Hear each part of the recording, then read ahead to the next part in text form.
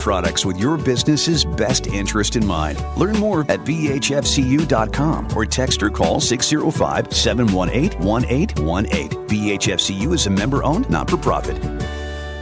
Looking for a great place for a pregame meal that really satisfies? Or maybe you want a place to take your all-star after the game. Or you're looking for a place to enjoy a delicious meal while watching your favorite team on the big screen TV. Valley Sports Bar and Grill has all the bases covered for all those things and more. Top-notch, friendly, and attentive service. Wall-to-wall big screen TVs with all the big games. And the absolute best wings in Rapid City. Valley Sports Bar. Make it your place. 1865 Valley Drive, Rapid City.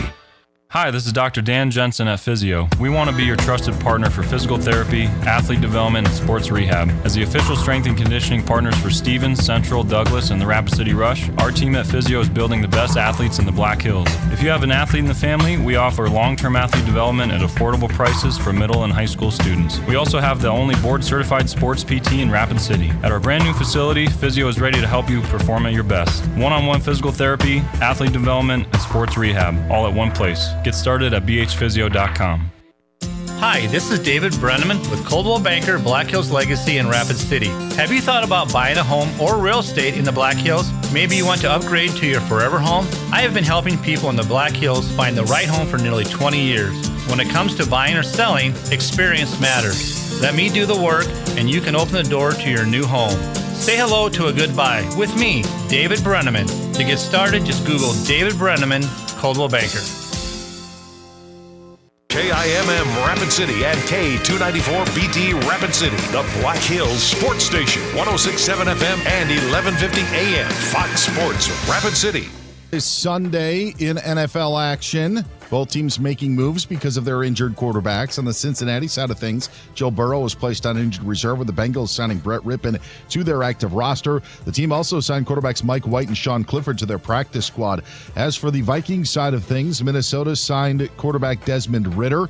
Carson Wentz expected to get the start on Sunday in place of the injured J.J. McCarthy. While Minnesota did place running back Aaron Jones on IR with a hamstring injury, they did not place McCarthy on injured reserve. The NFL says that Raiders minority owner and Fox broadcaster Tom Brady is allowed to sit in the team's coach's booth during games, as he did last night against the Chargers. Buccaneers defensive tackle Kalijah Kancey tore his pec muscle and is done for the season. Dallas Stars guard Paige Beckers was named the WNBA's Rookie of the Year. Astros slugger Yordan Alvarez to be out a while with a left ankle sprain. I'm Dan Byer. It's time for South Dakota's Sports Talk Show. This is the Nate Brown Show, featuring live callers, great interviews, and thought-provoking sports talk. From the biggest national names to the hottest stories across South Dakota. Welcome to the Nate Brown Show. Here's your host, Nate Brown.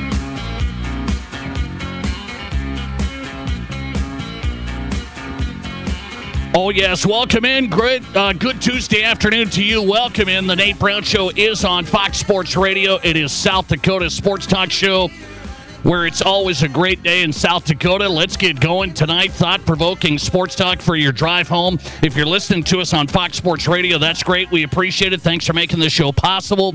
And South Dakota Sports Talk Show also on Twitter, so stream us live on X. If you're on X, you've got the app. Watch us live in studio at Nate Brown Show. Follow the show at Nate Brown Show, and then watch us live every afternoon. Also on YouTube right now, saying hi to everybody on YouTube. The Nate Brown Show is the channel. Subscribe. You've got us. So a lot of ways to get us, including the Midwest Sports Plus app, streaming live there. Tuesday edition of the program. You're in luck. Good stuff tonight from South Dakota across the country. Great guests and a brand new guest on the show. A former All-American college basketball player, a first-round NBA draft pick. This is a guy I watched back in the day, got into the NBA. Now he's doing big things in basketball and training throughout his latter part of his life now. And Dan Dickau. You remember Dan from Gonzaga, great player. So Dan Dickau is coming to South Dakota, put on a basketball clinic and college showcase. We'll get Dan on tonight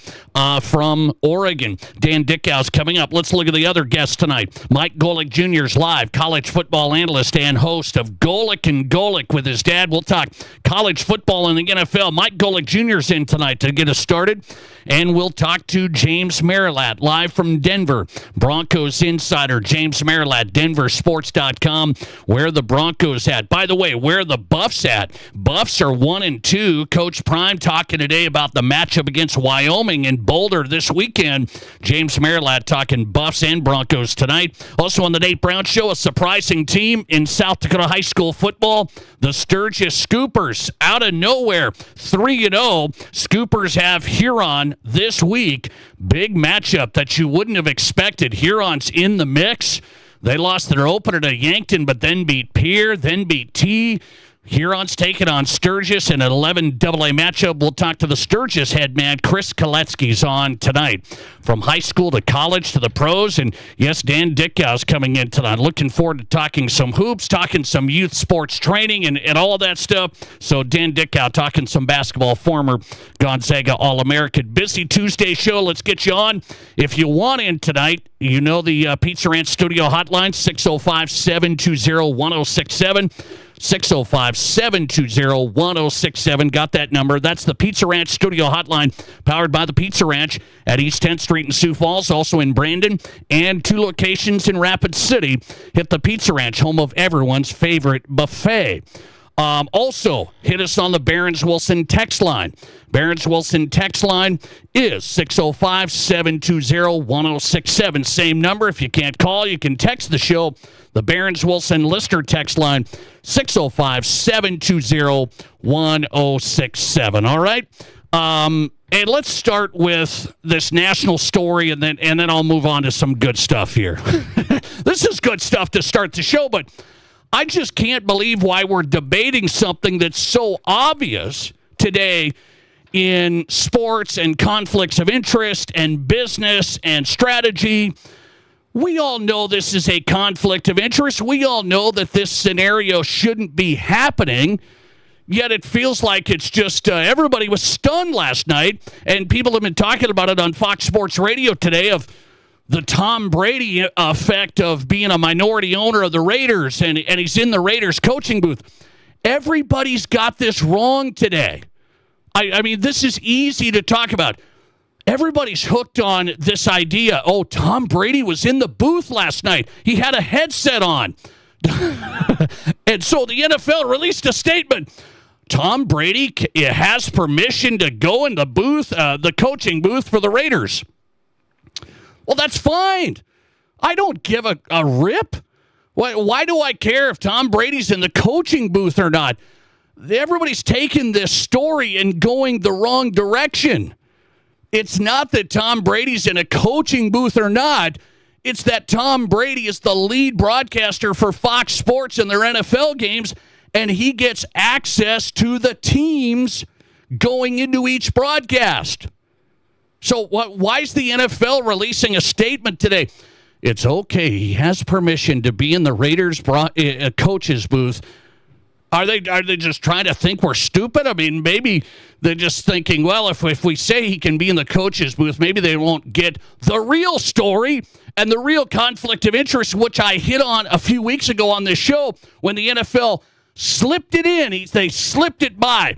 Tom Brady's going to loosen. We're going to loosen up restrictions, and he's able to do the production meetings with the teams for each NFL broadcast. And they slipped that in on a Tuesday or something like that. That was the real story, and then everybody forgot about it. And then last night with the Raiders and Chargers on Monday night, there's a secret video. Oh, look, it's Tom in the coach's booth with Chip Kelly and the Raiders. Who cares? That's fun. I mean, do you think he doesn't talk to the coaches and all that stuff during the week then? You think he's not actively involved trying to help as a consultant or an analyst or whatever you want to call him? He's a minority owner of the Raiders.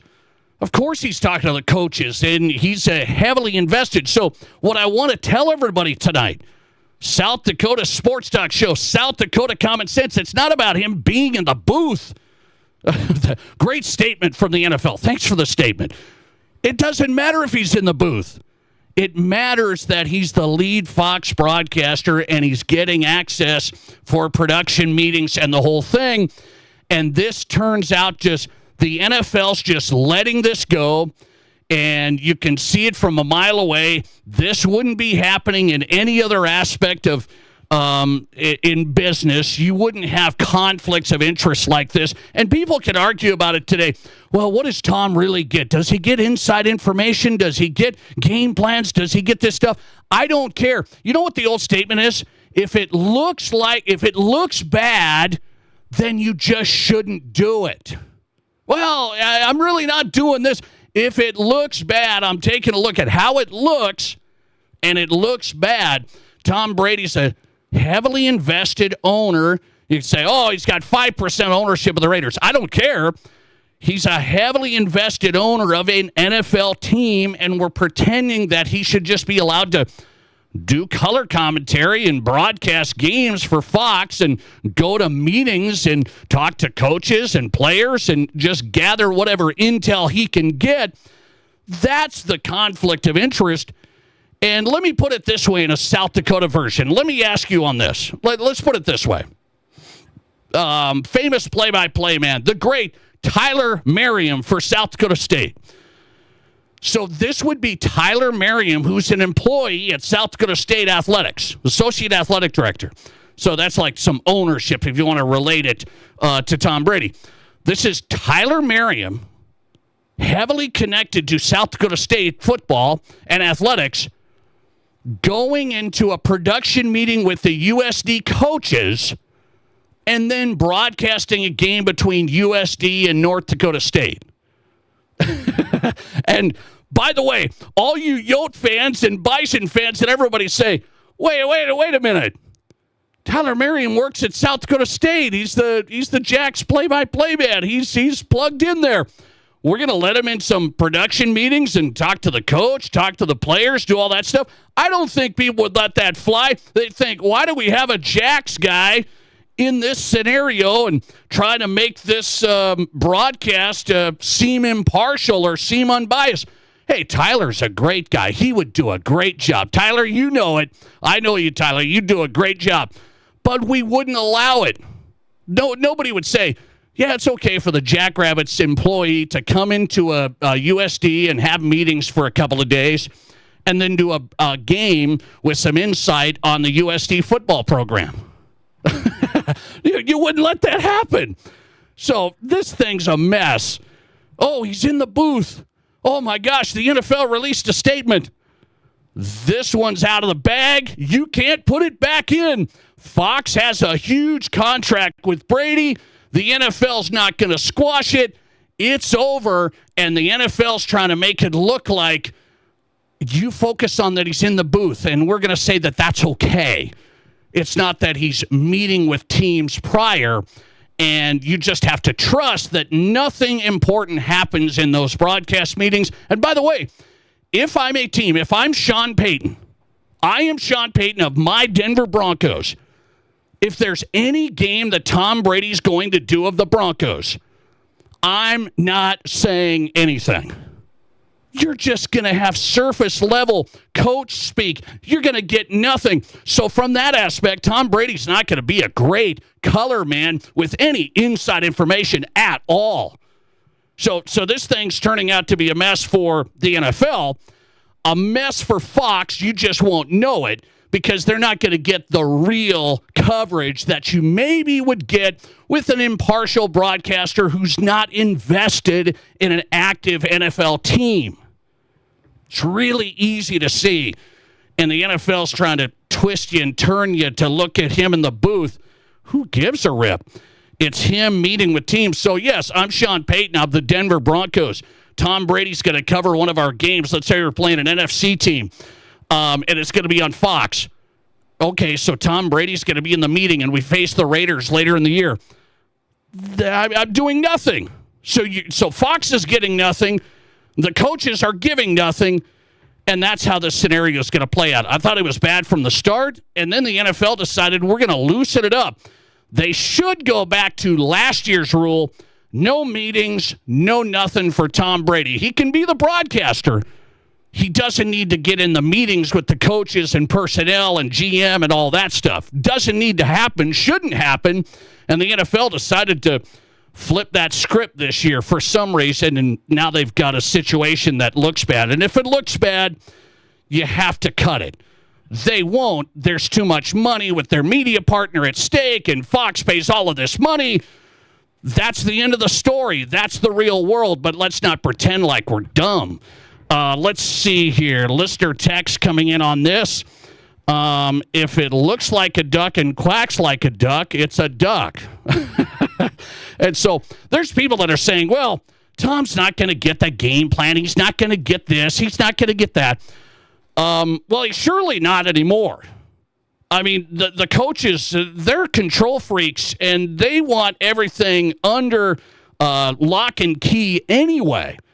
And so now Tom Brady's walking into a meeting for a production meeting with Sean Payton from some random game that's going to be on Fox sometime, and then the Raiders play the Broncos twice later. That's a joke, guys. I mean, I can't believe the NFL thinks we're that dumb. That's just absolutely wild. Let's see here. Listener text. Let's get to this. If a team is giving Brady vital information during broadcast interviews, that's on the team. Well, but my point is, and that's I appreciate the listener text. The point is, all of the teams aren't going to do that now. So us as consumers and viewers, from a color analyst, you want some inside information. You want some analysis.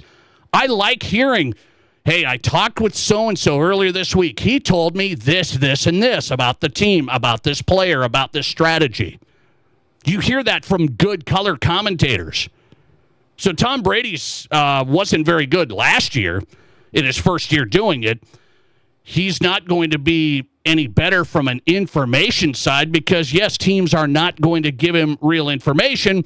So Fox is paying all this money for the big name and the big brand. That's what you're going to get. I don't think you're going to get, like, strategy behind-the-scenes stuff from Tom Brady because if I'm Sean Payton and teams, I'm doing nothing, and I'm saying nothing. So that's the real story out of this. It's not Tom Brady in the booth last night. It's not Tom Brady in the booth last night. By the way, let me get into something here. This is a tough question of the day. I've got a tough question of the day. So we've all started school now, right? Kids are in school. Sports have started back up. We got youth sports going on, fall, and then coming up winter and basketball. I've had people say that daddy ball coaches cannot be fair. So I'm seeing all the youth football teams out there. I'm seeing the soccer teams out there. Most of the time, who's coaching out there? Who's coaching? The dads and some moms. I commend you. I commend you for the effort. Some dads and some moms. And I had people throwing this around. They're throwing this around in the sports community. Daddy ball. You know what daddy ball, right? It's dad. He has the team. Wants his kid to be the star, and is going to highlight his kid. Is going to spotlight his kid. And I'm coming at this now. This is a very emotional situation here. I'm entering.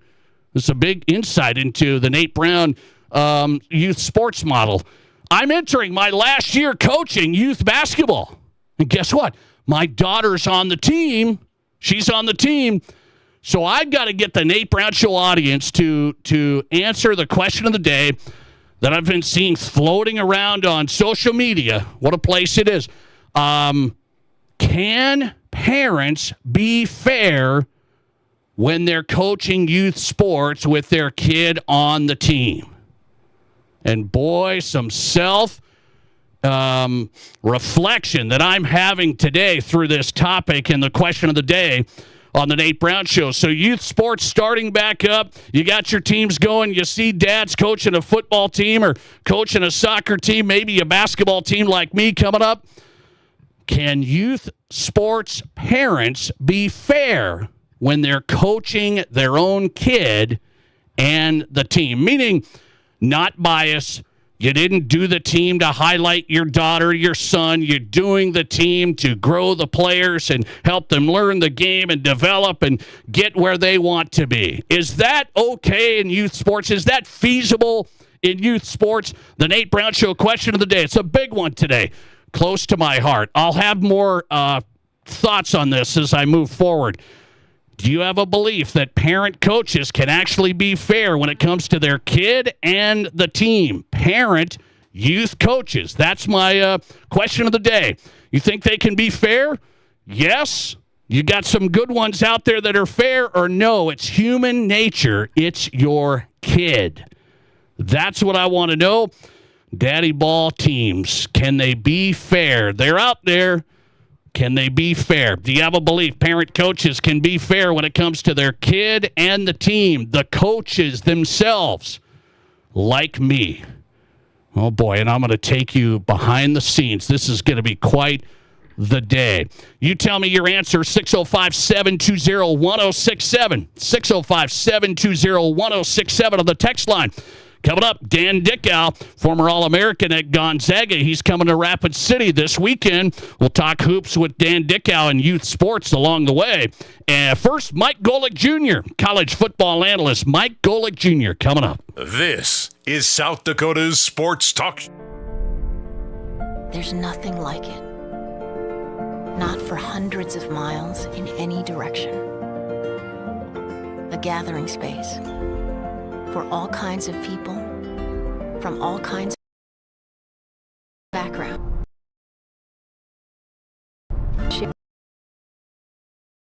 To stand together and celebrate life's greatest moments.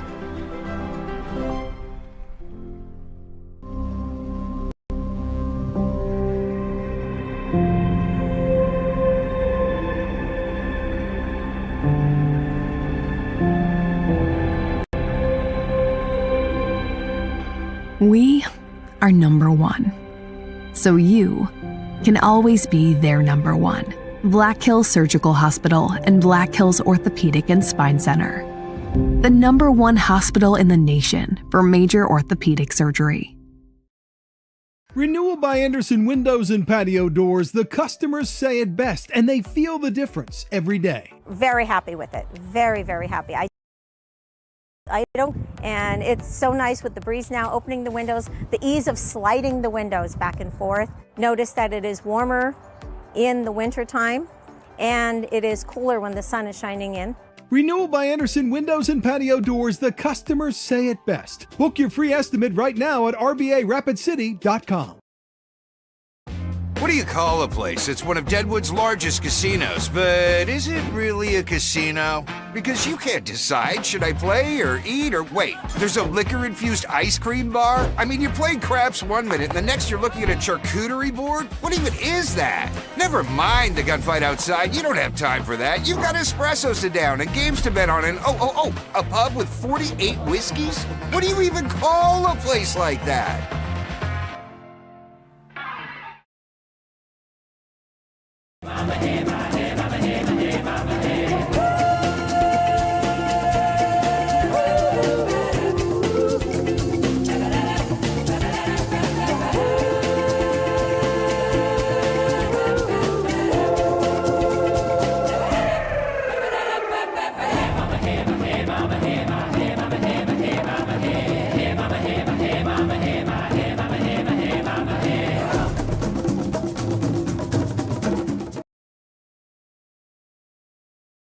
Hills area since 1976. Whether you're an elite athlete, a weekend warrior, or just want to continue your active lifestyle, the orthopedic experts at Black Hills Orthopedic and Spine Center will help you stay in the game. Don't let an injury keep you from doing the things you love. Trust the team at Black Hills Orthopedic and Spine Center, specializing in what moves you. Learn more at bhosc.com.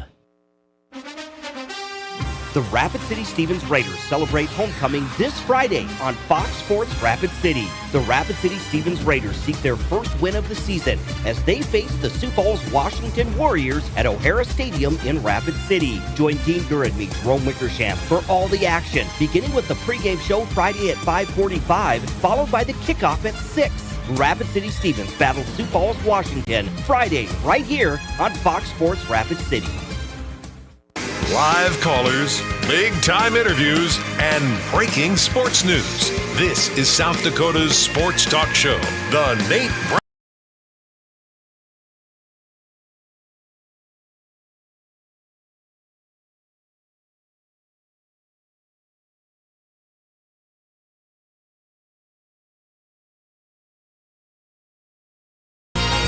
All right, welcome back in. South Dakota Sports Talk Show off and running on a Tuesday. Great guest lineup tonight. Coming up, former All-American at Gonzaga. Remember this guy, great guard, man. Got picked in the first round of the NBA, had a career, had some injuries along the way. Dan Dickau coming up from Oregon tonight. Dan Dickau coming to South Dakota for a basketball clinic and exposure camp coming up. We've got Dan Dickau talking youth sports, youth basketball, and why he's on the way to South Dakota. Some connections here. Dan Dickau's coming up. Hey, I asked this question as we start another youth sports season. Can parent coaches be fair when their own kid's on the team? Oh, this is close to my heart. I'm entering my last year coaching youth basketball, and boy, oh boy, can parent coaches be fair with the entire team when their own kid's on the team? Question of the day.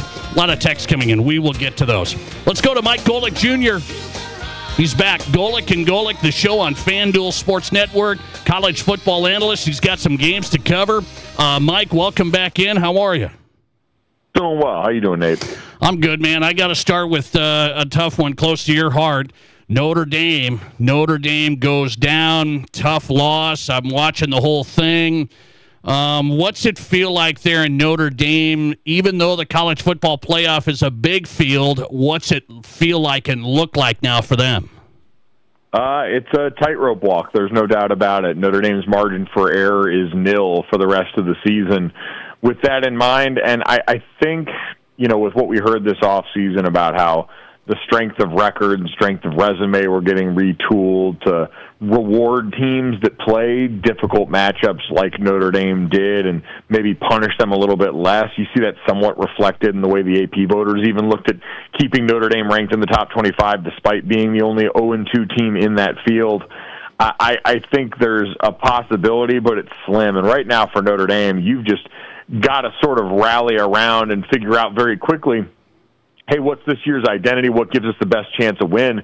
And go out and start practicing that way going forward. Because right now, offensively, I think they've made solid progress. The running game got going this week. C.J. Carr has been the least of their worries. He's, in fact, been a huge plus for them at quarterback. But the defense has an issue right now where the playmakers they counted on that last season are gone off to the NFL, and I don't think they've adequately replaced them, at least yet, with guys who feel comfortable going out there and impacting the game in the same way. So they've got to step up and find playmakers on that side of the ball quickly, and they've got to get it going because if they're going to go out and try and recoup some of those opportunities to make the postseason, they're going to need to play a lot better to do it. So if they win out, they're fine. I don't know if they're fine, but they'll have a chance. Like I think ESPN had them at like a 5.9 chance in their percent chance in their playoff predictor, and it'll be dependent. Notre Dame's two biggest leverage points for these first two games. Miami looks like they're built to contend in the ACC. Texas A&M will have a chance in the SEC this year, but you're going to need, that Arkansas game to look good and them to have a decent season. USC will still need to be having things going in the right direction and be a ranked team that Notre Dame could point to as a win. There are other games on the schedule that are going to be difficult, but I just don't know by the end of the season what kind of resume boosters they're going to be. So a 10-2 Notre Dame team should have a chance, but I don't know if it's a guarantee. Big one in Nebraska this week. Michigan comes to Nebraska. Husker fans say it's one of the biggest games in a long time. If Nebraska beats Michigan, what's your reaction? They probably should. They should. It's a big game, but Michigan's a team without a lot of wide receiver talent and a freshman quarterback.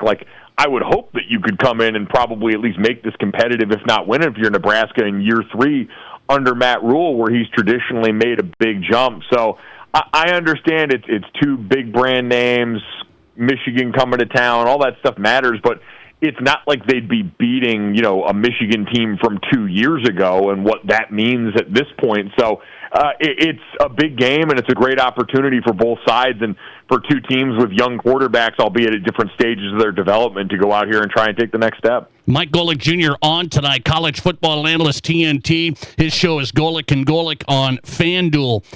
What should we think of the Arch Manning start? Everybody hyped it like crazy. I was not sure because I just didn't see a ton of him. But all the college football and NFL guys said this is the next guy. What should we think of his start right now, and did everybody just get it wrong? Oh, I mean, listen, I said this during the preseason. That level of hype was unfair and unwarranted given what we'd seen. But, listen, this whole industrial complex around recruiting and projecting to the NFL is one where people have a lot of time under task, and these people have scouted and looked at a bunch of players and believe with the lineage and what we had seen in limited action, what he was as a recruit coming out of high school, that they could project that, and thus far it's been wrong. I mean, Arch has not even gone out and been an average quarterback right now. He's really struggled, and I think this last game against UTEP, I mean, that was a borderline triple option effort in that game based on the numbers that we saw there and how they used him as a guy that, was impactful in the run game, but in the pass game, whether it was in the portions of that offense that operated on time or the stuff out of structure, none of it looked comfortable for him. People have been hyper-focused on the wincing and everything else. I mean, the kid's in a brutal spot through no fault of his own, right? Everyone lumped these expectations on a guy that hadn't started meaningfully. He'd filled in last year for Quinn Ewers and sparked some debate because he went out and played well against, Louisiana Monroe and some easier teams on the schedule. And now I think this year might be gripping the wheel a little tight because of all that pressure that's been put on him. You're seeing him in the national ad campaigns now. You're seeing him start to get talked up and have that attention, but the resume doesn't yet match it. So I hope he's given some time, but I mean, in a couple of weeks, they're going to play Florida in a game that's going to be anxiety-inducing for everyone involved. Texas's ranking, I don't think, is indicative of what they've shown yet as a football team, and so that game, I think, could be close and very, very interesting. Dabo Swinney defended his program today, 1-2 start. They lost again. Is Dabo under the right heat? Does he deserve that heat?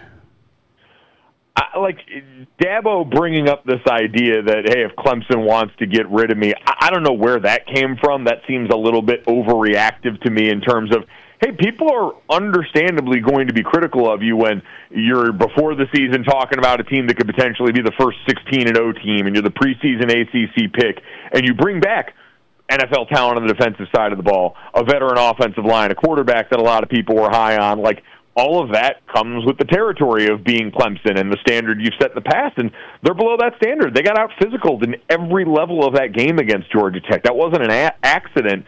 That was them going out and taking it to them. And so if people are going to ask you hard questions when that happens and all of a sudden make it some existential thing like, oh, we're just not any good here and they don't even want me anymore, to me is a market overreaction and ignores the real flaws in the football team that I think people are questioning right now. Do you think Dabo Swinney not using the portal nearly like everyone else is a major factor? Not really. I think overall, in reaching your ceiling and pushing past it, yes, but Clemson, based off the players they had recruited, I mean, they've got 3 guys that are supposed to be top 20 picks off this team. That's more than 90% of college football around the country. They're veteran all the areas that usually help. Tom Allen coming over as a defensive coordinator, between that and the Garrett Riley hire, he already debunked some of the things that we had talked about with him in terms of, hey, usually Dabo likes to, promote people from within and keep it all within the family. He went outside for those hires. He did take a few transfers in this cycle of guys that could come back and make an impact, but they also had the same brand of quality that we're used to in certain positions, some of the young receivers that popped last year, and so it all still doesn't add up. The talent is right now just the sum of its parts, and it's not going any farther beyond that. And that's what Dabo and this program used to pride themselves on. Yeah, they had a bunch of 5-stars that came in and performed, and right now theirs aren't up to the level that you'd expect. But this is also a program Dabo always prided on being a development program, and it seems stagnant right now. This didn't seem like a team with any edge on it when they went to Georgia Tech and played that team, and the team on the other side took advantage of that. Mike Golic Jr. is on the Nate Brown Show tonight. Find him at Mike Golic Jr. on X. How did New Mexico blow out UCLA? What has happened to UCLA that fast? Deshaun Foster getting fired. Yeah, I mean, he was put in a pretty tough spot. You got a guy that is an alum there and loves that school, but he walked into a situation because of when and how Chip Kelly exited and what that can do to you in the transfer portal now.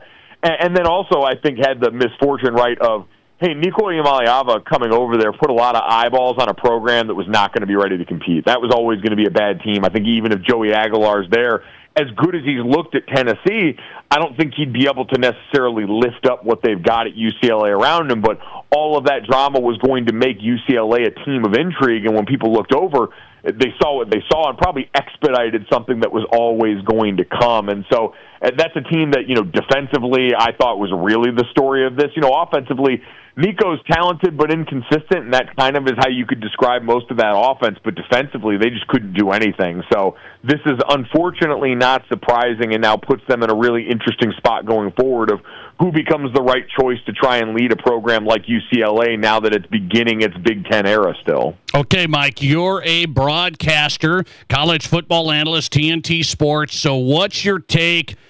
Tom Brady, lead Fox NFL color man, and he's an invested owner at the Raiders. Small minority, but still there. I don't care that he's in the booth with the coaches last night. The NFL had to release a statement. Oh, that's fine, he's in the booth. I do care if he's talking to Sean Payton, I guess, from a Fox side of things. Is he getting any intel? What do you think of them letting him do the meetings? So, again, I've been in a lot of these meetings. You're not getting state secrets a lot of times in these, but depending on your relationship with certain coaches and how comfortable they are and trusting the broadcast team, you can at times get some insight that the general public's not getting, and that's completely off the table now. These coaches are hyper-competitive and all neurotic by nature. Right. They're not going to tell Tom anything because they know. It wasn't even just him in the booth. It was what they said in the broadcast. Yeah, Chip Kelly is actively using Tom Brady as an asset. He's watching and helping break down stuff with them. And so if I hear that as an opposing coach or player, I'm not telling that guy a damn thing. Now, you could still go out if you're Tom Brady, and we talked about this last year, and do the job fine without that insight. Quite honestly, Fox is not paying Tom Brady to go in here and fish out gems from the coaching staff. They're paying him to tap into 7 Super Bowls and the greatest career in terms of accomplishment we've ever seen from an NFL quarterback. But this just, again, goes back to sort of the subtext of the entire Tom Brady New England Patriots dynasty, which was always kind of flirting with this line of what feels like chasing that edge too much, what feels like it's bordering on something that turns into those gate instances. And I don't think there's any impropriety going on here, but it was just a weird look for the the broadcast to be as brazen about and just invite more of this conversation about someone who, again, to your point, is a minority part of this ownership group for the Las Vegas Raiders, not even the principal. Yeah, I know the coaches aren't going to say a thing. I'm with you. Mike Golic Jr., watch him, Golic and Golic on FanDuel every afternoon, and college football analyst as the games get going on TNT Sports. Mike, I appreciate you. Thanks a lot. Thanks, Nate. Have a good one. Appreciate it. Mike Golic Jr. on the Nate Brown Show across South Dakota on Fox Sports Radio. Mike Golic Jr. Good stuff. College football across the board. All right, let's go to some answers in our question of the day. If you're just joining us tonight, youth sports fired up for another year. It's my last year coaching youth basketball. What a sad state of affairs for me. My last year, I'm going to retire. Am I? Anybody going to bring me back? Or is this it? I'm off into the sunset like Bill Belichick. Maybe I can get picked up by somebody else at a low level. Do you have a belief that parent coaches like me and you can be fair when it comes to coaching their own kid and the team? Can they be fair? Playing time, positions, all of that stuff. People point out daddy ball is about putting your son at shortstop and in the 3 spot to hit. And so, or lead off, whatever. Daddy ball is about, this person has to be the point guard every game, right? Can parent coaches be fair when it comes to coaching their kid and the team? That's my question of the day. It's loaded tonight. And some answers coming in. Let's get to them. Listener text, 605-720-1067 on the text line. This is Mark. Mark says, I was always harder on my kids than the rest of the kids, so we decided they should play for a different coach, and then I'll coach a different team. My kids had a great experience with the other coach, and this was my wife's idea, and it worked out perfect for all 3 of my kids. Very interesting. You sent Jimmy over to the other coach, and then you coached the other team. Very interesting. Listener text coming in. Can parent coaches be fair? For 14 and under, parents can be okay. 15 and over, no. So kind of like, once you hit that high school level, not the case. Let's see. Listener text. Nate, it absolutely can be done.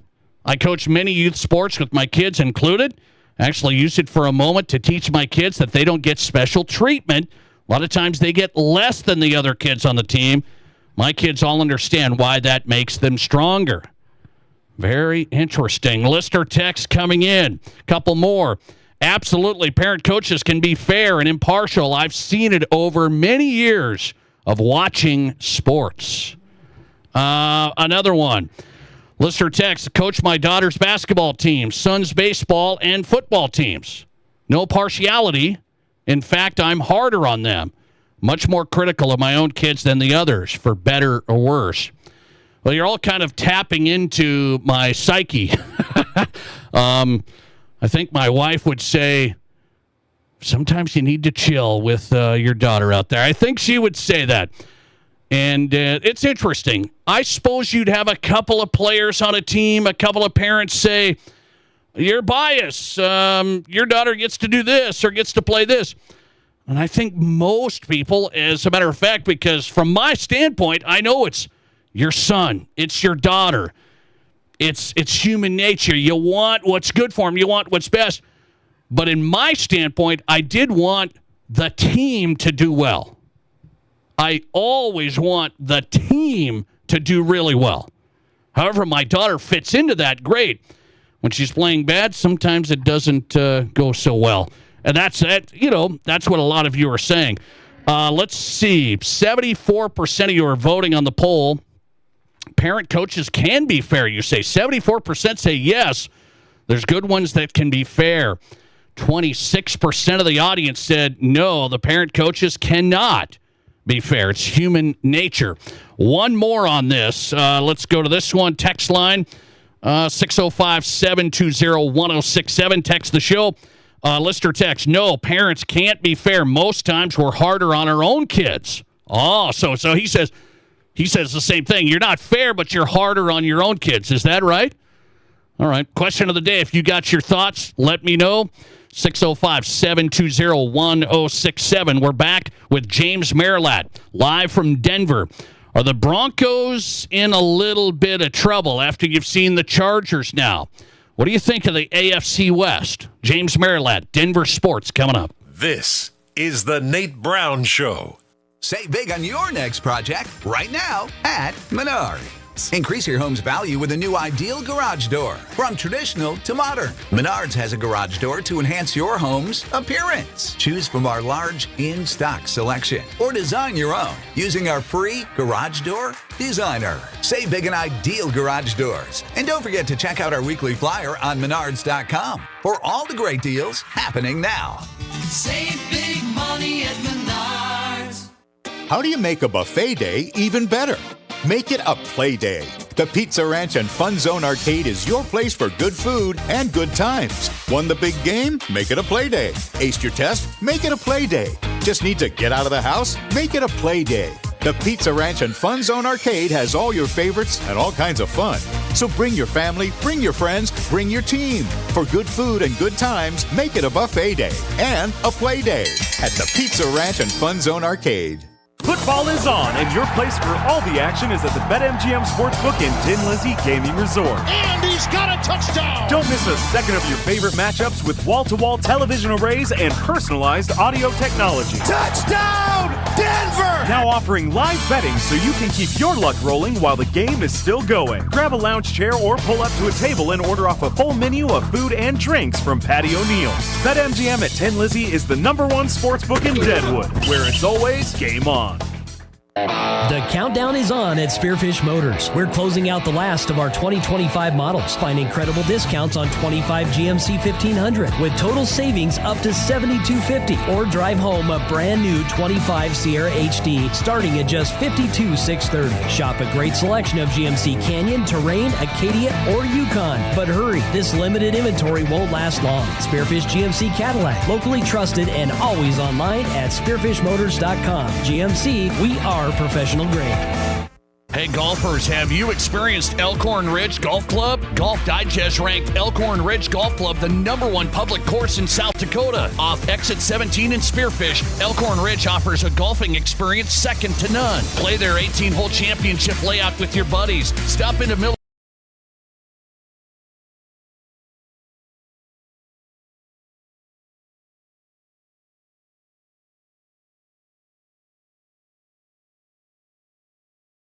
In the past, if you needed auto body repair, you had to get multiple estimates and then try to get your car into a shop for repair. Well, not anymore. In most cases, you can stop by one shop, get your estimate, and schedule your car for a repair. The question now becomes which shop you choose. If you like quality, choose J&J Truck and Auto Body. They have ASE, PPG, and Gold iCar certifications that allow them to offer you a nationwide warranty. And they'll work with your insurance company so you're pleased with the outcome. J&J Truck and Auto Body, 1513 East Philadelphia.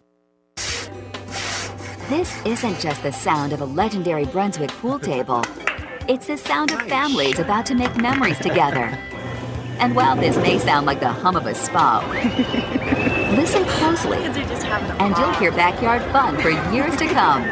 So while Splash City's guarantee of quality sure sounds good, we know quality time sounds even better. Who wants another burger? Splash City, 1024 West Omaha, across from Connects in Rapid City. Your sports, your show. From East River to West River, this is South Dakota's sports talk show, The Nate Brown Show.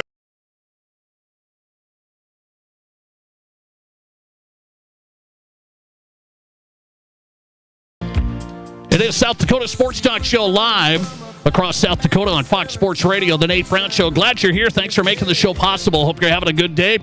Dan Dickau's coming up tonight. Gonzaga All-American back in the day. Great player. I watched Dan a lot. He got Gonzaga on the map. That's when they just started getting good. Dan Dickau, Gonzaga guard, former NBA first-round pick. He's coming to South Dakota to put on a basketball clinic and exposure camp this weekend. Dan Dickau coming up live from Oregon. James Merilatt's on tonight, right now, denversports.com. We got to get into the Broncos, got to get into the Buffs a little bit. Let's do it. By the way, James Merilatt, I believe, has coached like youth football or his son in football. I think that's right. We're talking parent coaches today. James, welcome in. Do I have that right? You do. I'm actually coaching got to head up to practice in about 30 minutes. Coach my 8th grader. That's my youngest. So it's my 5th year of tackle football. I did years and years of flag football with all 3 of my sons. So, yeah, I have coached, all told, probably a couple dozen seasons of different sports. Okay, so you're into this thing. I coach youth basketball. My daughter's on the team. I got my last year coming up, basically. Question of the day on the Nate Brown Show, James Merilatt, perfect one for you. Is there a belief that parent coaches can be impartial and fair with their own kids and the team? Is there a belief? I mean, I think probably most people look at it and think that the coach is showing some bias for their kid. I think it goes one way or one extreme or the other, though. And I tend to be on the second one of these. I think you're either, giving your kid the ball all the time and thinking they're the best player on the team, or you're harder on your kid than you are on everybody else. Right. And I fall into the second category. So, if my kid does anything, the whole team is running. If somebody else did that, would that necessarily be the result? Probably not. So, I mean, I guess by definition, that means you're not completely impartial. You're just one extreme or the other. I got you on that. I'm getting a lot of feedback on that, and my wife has told me that just a couple of times with my own daughter. Okay. Let's get into the Broncos. Now that you watched the Chargers last night win again, what should we be thinking in Broncos country with the AFC West? Are the Chargers the team? What do you say? They certainly look like the best team now. I mean, I think the demise of the Chiefs is still, I think that proclamation's a little premature. I mean, they've had a tough, opening schedule playing in Brazil against the Chargers, then playing the Eagles, the defending champs. So that's a tough way to get started. I don't necessarily think they're going to come crashing back down to earth. But look, they're not going to be 15-2 like they were a year ago. They're not going to rattle off every game from here on out. So I think the AFC West is there for the taking. I think the Chargers are the class of the division. I think they've got a great coach. I think they've got a quarterback that has all the talent in the world. They just needed a system and a coaching staff around them that knew what they were doing. And, replacing Brandon Staley with Jim Harbaugh is about as big an upgrade as you can have. So, yeah, that's the team to beat, and it sets up a big game in L.A. on Sunday. The Broncos lose. They'll be 2 games back. Chargers will have them, a game in hand in terms of the head-to-head, so it's essentially 2.5 back. Early season big game for the Broncos, especially with Bengals game looks easier, but then you got the Eagles on the road for Denver. So, a 2-3 start is looking more and more likely if they can't get it done in L.A. on Sunday. What are your concerns? What are your top concerns with the Broncos? Because for me, I'm like, well, the offense hasn't looked great, especially opening game. Defense looked good because Tennessee's so bad. Now the defense gives up over 450 yards. Offense was better, but not like really awesome. So what are your top concerns with the Broncos through 2? Well, my number one concern is the defense. That's the side of the ball that was supposed to carry them. That's where they've invested a ton of money, whether it's Pat Surtain, Zach Allen, Jonathan Cooper, Nick Bonito. As I rattle off that list of names, it's like, man, that's a lot of money tied up in one great player and then some really good players. So they probably overspent on a lot of those guys, but that's the expensive side of the ball. That's the side of the ball that everybody told me was as good as 2015 and going to be number one defense in the league. Like, yeah, I'll believe it when I see it. And here's the reason why. If you go back to last year, end of the season, take out the finale against the Chiefs, because that was a JV team that Kansas City rolled out there, and they didn't even want to win the game. The Broncos were one of the worst defenses in the league after Thanksgiving. And then in the playoff game, they couldn't get Buffalo off the field. The Bills had the ball for 42 minutes. James Cook ran all over them. They were just utterly dominated. We saw a lot of those same things in week 2 against the Colts, where, Jonathan Taylor's a great back. Tyler Warren's a promising tight end. Daniel Jones is a journeyman, right? He's a bust of a first-round pick who looks like he's, rejuvenated in Indy, but for that team to put up 473 yards and 29 points and just kind of do whatever they wanted against Denver, I think is a big concern. I'm not so sure this defense is all it's cracked up to be. I'm not sure they're a top 10 defense, and if they're not, boy, this offense is going to have to turn it around in a hurry. On that side of the ball, the lack of production and even involvement from Evan Ingram, playing roughly 32% of the snaps so far, while Adam Troutman's out there for 72% of them. That makes no sense to me. And just to complete kind of the trifecta here, Nate, the special teams, they make a mistake every week, right? Marvin Mims fumbled a punt against Tennessee. That didn't end up biting him because Brian Callahan made just head-scratching decisions at the end of the first half. They had the leverage penalty. They're going to be in L.A. this coming week. Last year when they were there, they had a penalty on a punt that led to the first free kick in the league in more than a half a century. The blocked kick at Kansas City last year with the game on the line. I mean, it's a special teams unit that just seems to almost on a weekly basis do something that's kind of boneheaded, which to me, bad special teams is a sign of a poorly coached team. And I don't know that I'd go so far as to say this is a poorly coached team, but Sean Payton's 19-18 since he came to Denver. He has something seemingly every week for himself where, he's doing something that looks like, hey, you were in the booth too long or what? I know he was only gone for a season, but, he's in year 3 here and he's still making mistakes on a weekly basis. That's a concern. So, boy, I rattled off all 3 phases and the coaching staff. That's not a good sign. James Merilatt's on tonight from Denver. Find him at denversports.com, talking Broncos and writing about the Broncos, denversports.com, part of 104.3 The Fan. Is it wrong to say Sean Payton? I look at it, I go, the special teams thing, the field goal rush. Well, that was a specially designed field goal rush. What are we doing? I mean, I don't. Does Sean Payton overthink, overcoach? Is that fair or wrong? No, I think that's totally fair. I think he makes it too complicated at times. I think he's a really, really smart guy. I think he's got a great football mind, but he overcomplicates it. And, I mentioned the Evan Ingram thing. I think a lot of that is because he has all these personnel packages going, and he's trying to out-duel the defensive coordinator instead of just, hey, this is what we do, and try to stop it, right? Like the old, Vince Lombardi was on the far extreme of, hey, we're going to run the sweep, and it's coming, and you're still not going to be able to stop it. Sean Payton's on the complete other side, overthinking it, over-tinkering.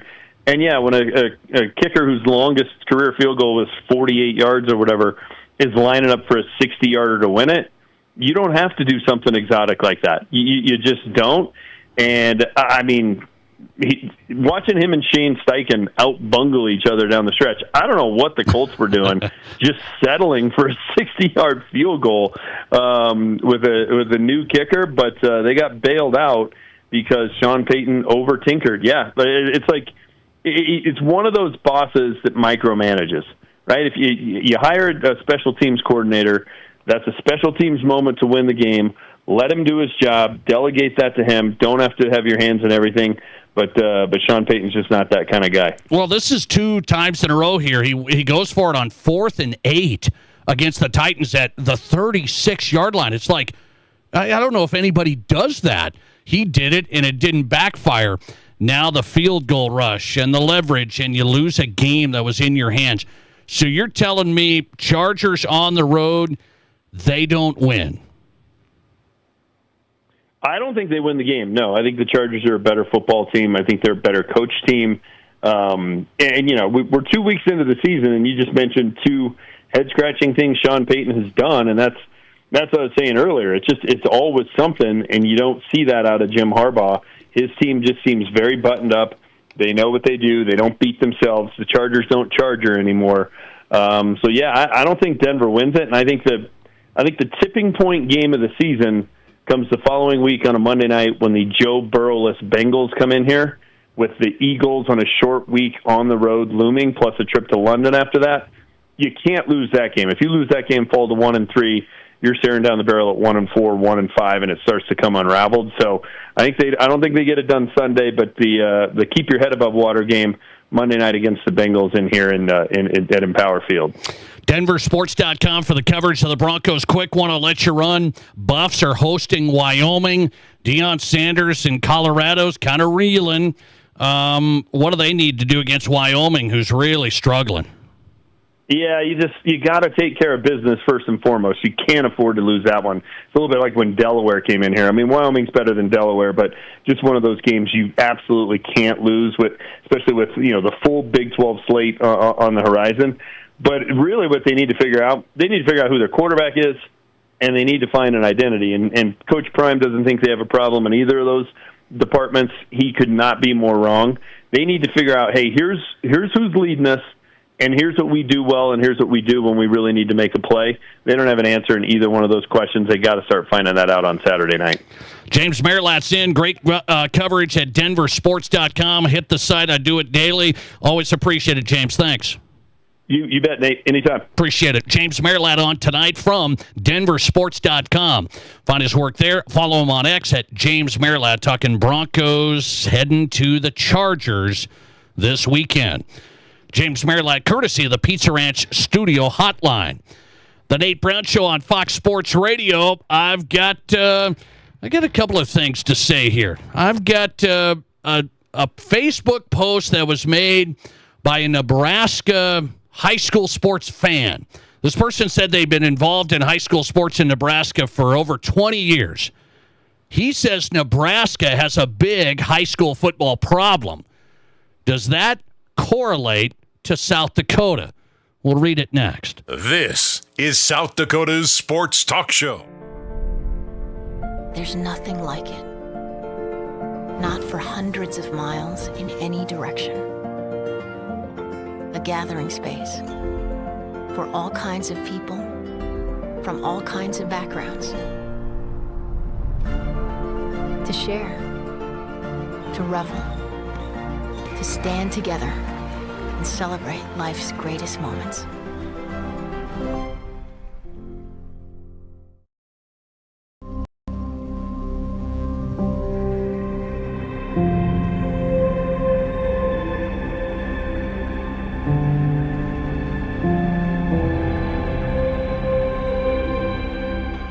We are number one.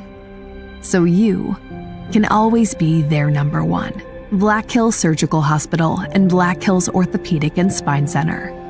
The number one hospital in the nation for major orthopedic surgery.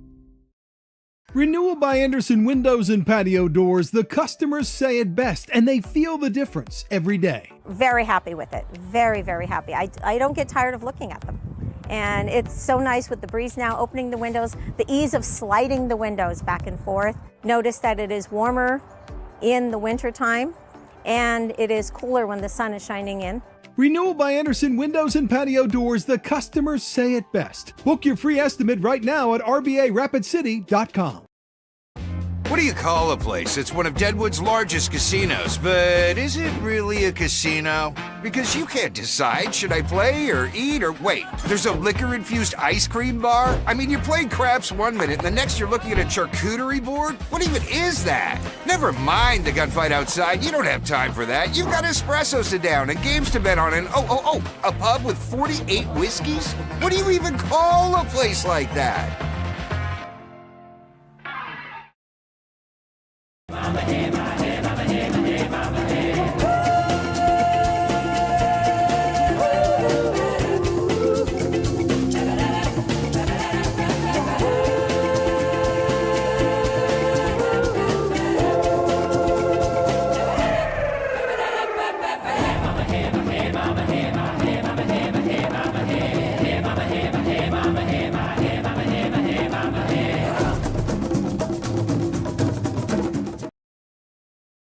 Gear. From athletic clothing from your favorite team, cold weather gear to keep you warm, to the best camping selection this side of the Black Hills, and the most stylish and functional women's outerwear and footwear, Shields has the widest selection of the best brands in the business. So when you're ready to get out, get in the game, or get going, get to Shields. Shields, we're right there with you at Rushmore Crossing in Rapid City. Ever dreamed of building something amazing? Builders First Source in Rapid City, Spearfish, and Hot Springs is your go-to building materials partner. Whether you're building new or giving new life to an old space, we provide step-by-step guidance from drafting and cabinetry design to lifelike visualization and top-quality materials. It's your vision, and we're here to make it real. Visit BLDR.com. Builders First Source, your Black Hills partner in building every step of the way. This is The Nate Brown Show, also streaming live on YouTube. Subscribe to The Nate Brown Show on YouTube.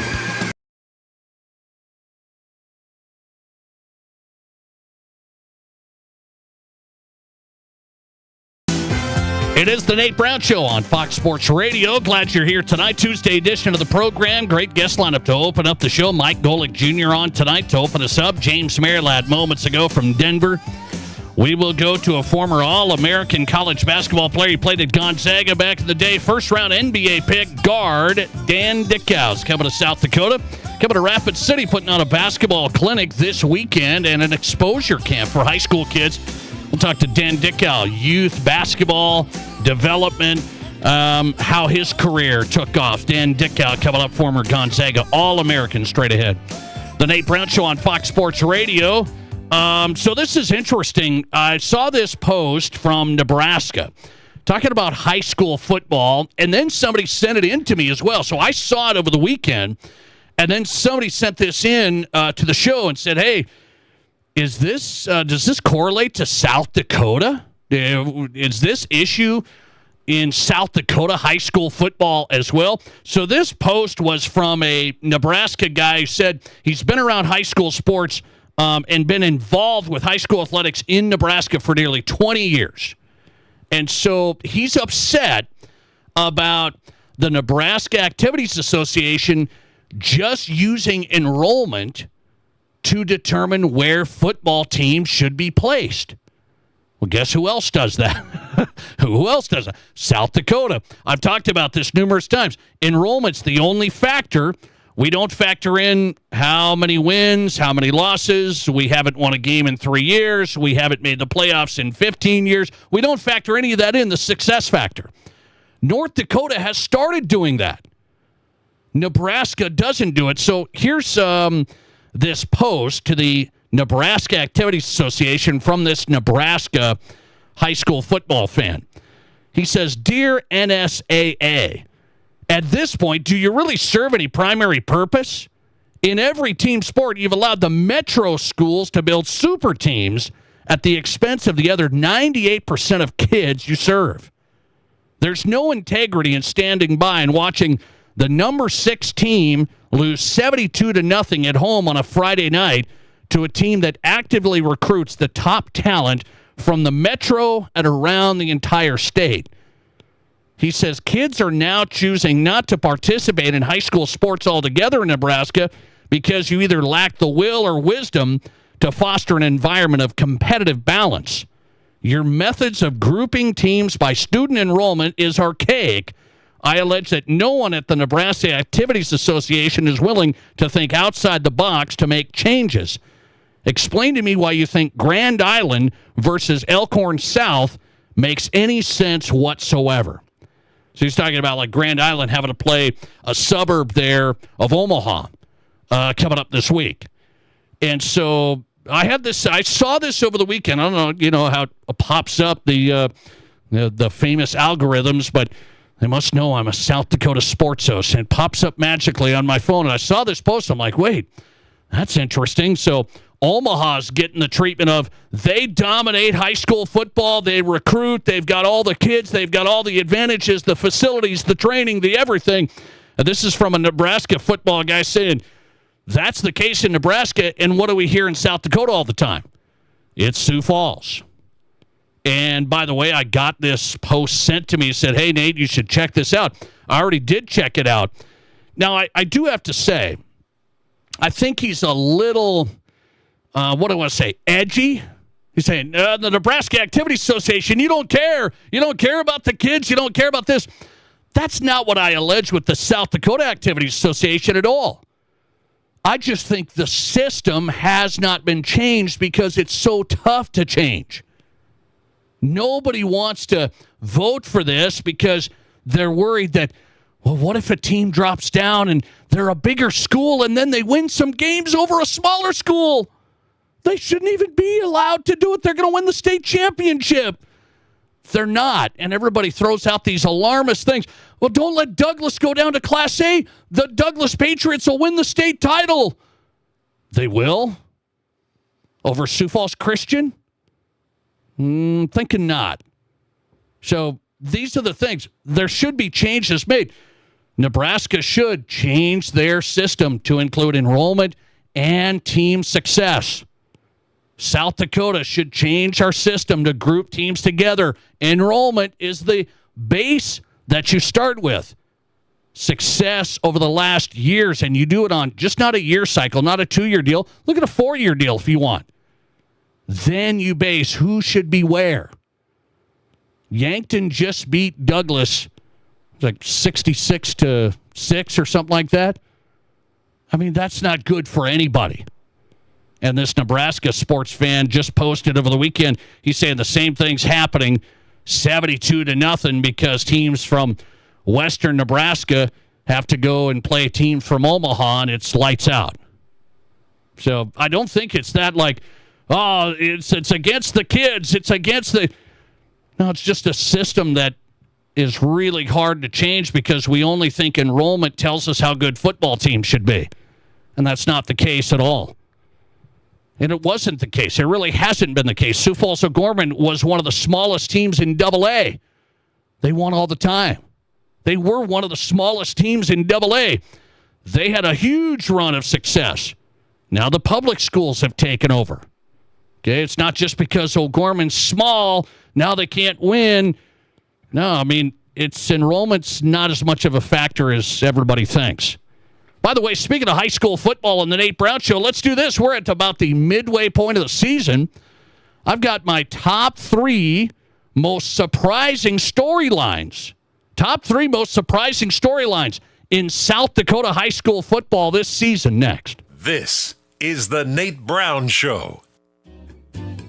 Stock up and save on the toughest filters in the business during Wix Filters sale days at your local Auto Value Parts store. Not only will you get the best deal of the season on our very best filters, but you'll also find deep discounts on oil, fluids, grease, batteries, and more. Upgrade your filters during Wix Filters sale days at your local Auto Value Parts store. See store for official sale dates. Auto Value. We've got the parts. We've got the smarts. You've seen him on the bag, now follow him online. It's Lofi, Country Heart's mascot. And not only is he a cute little slice, he adds a bit of fun to Fridays. Follow Lofi on Facebook for Free Bread Fridays. Each week his posts may include a kid-friendly coloring page, a fun bit of trivia, or one of his famous dad jokes. Jokes may be stale, but his bread is always fresh. Just like his post each week for a chance to win a coupon for a free Country Hearth product. Join the party with Country Hearth and Lofi on Facebook.com/Country Hearth Breads. Because when the bread is free, the fun rises. Attention football fans, the BetMGM Sportsbook at Cadillac Jack's Gaming Resort has it all. Watch your team on massive high-definition screens while enjoying live betting. Keep some skin in the game even when the odds don't go your way. Enter Jack's Second Chance Mulligan Drawing by dropping your losing ticket for a shot at up to $200 in Cadillac cash every week. Satisfy your craving with mouth-watering Mexican cuisine from Guadalajara's or choose from 4 other food vendors, all while sipping on your favorite drinks. The BetMGM Sportsbook at Cadillac Jack's Gaming Resort. How will your game play out? We all know life's busy, and if you get sick, you can get behind pretty quick.